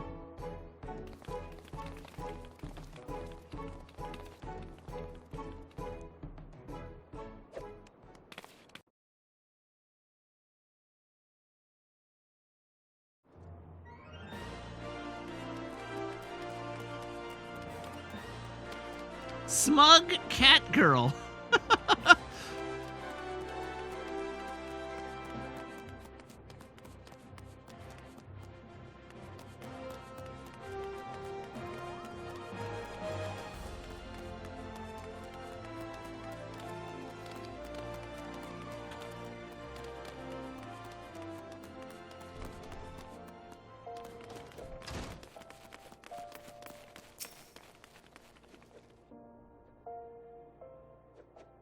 Barista at the End of the Universe appears to be a free company. I want to thank you again, Uuzela. It's because of you I was able to rekindle my fighting spirit and conquer my demons. Oh, it's a title. Okay. Perhaps even more importantly, Rurakuta's come to his senses and Chuchuto's back to her bubbly self. Please forgive me, Master. I will have no more to do with Alakran. I will roam the land till I find myself and strive to become a great pugilist like you.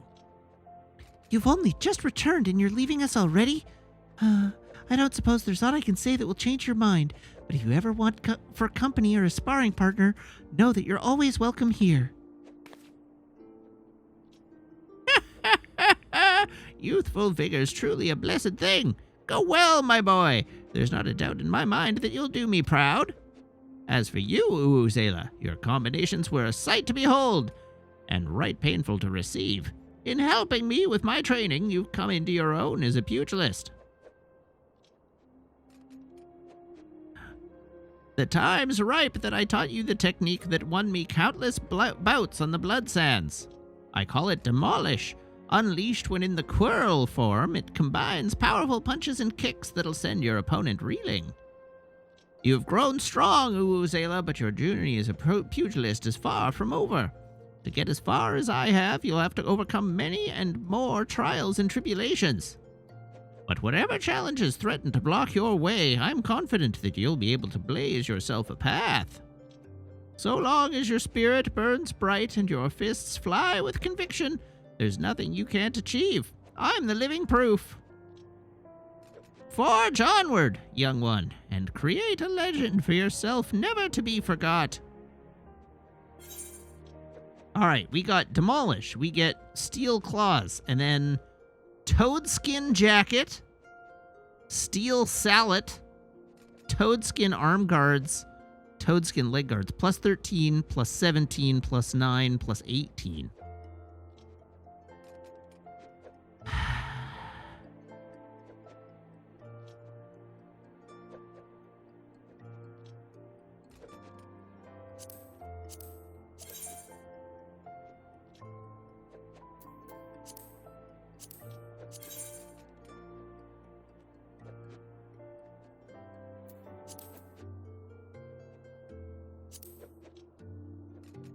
The gloves are the strictly best upgrade.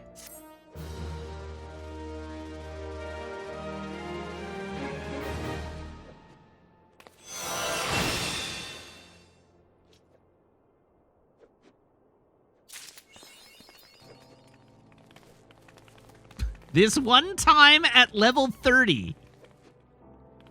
Really?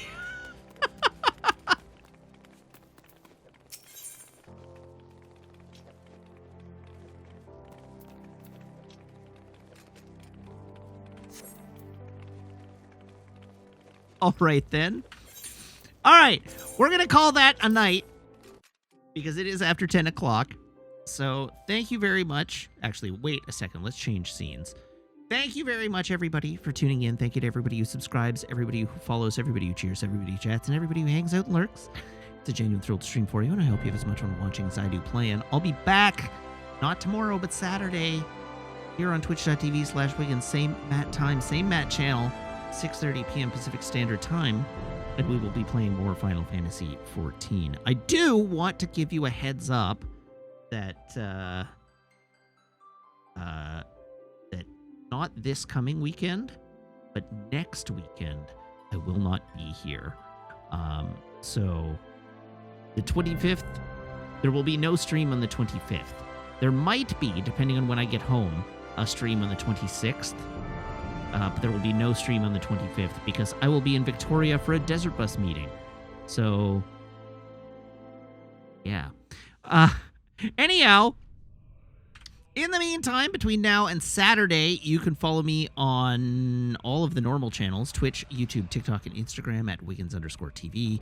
And I have a Discord. If you're a subscriber, you can join the Discord by making sure your Twitch account and Discord account are linked in Discord's backend, where my server will appear to you as if by magic among your linked servers.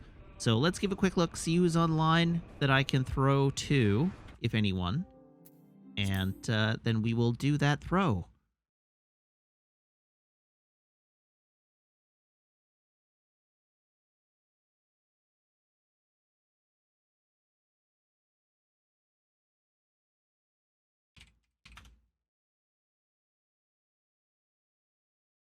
We're raiding Dan Jones again. All right, everybody hop aboard this raid train. I'll see you back here on Saturday. Until then, so long, have a great night, and goodbye.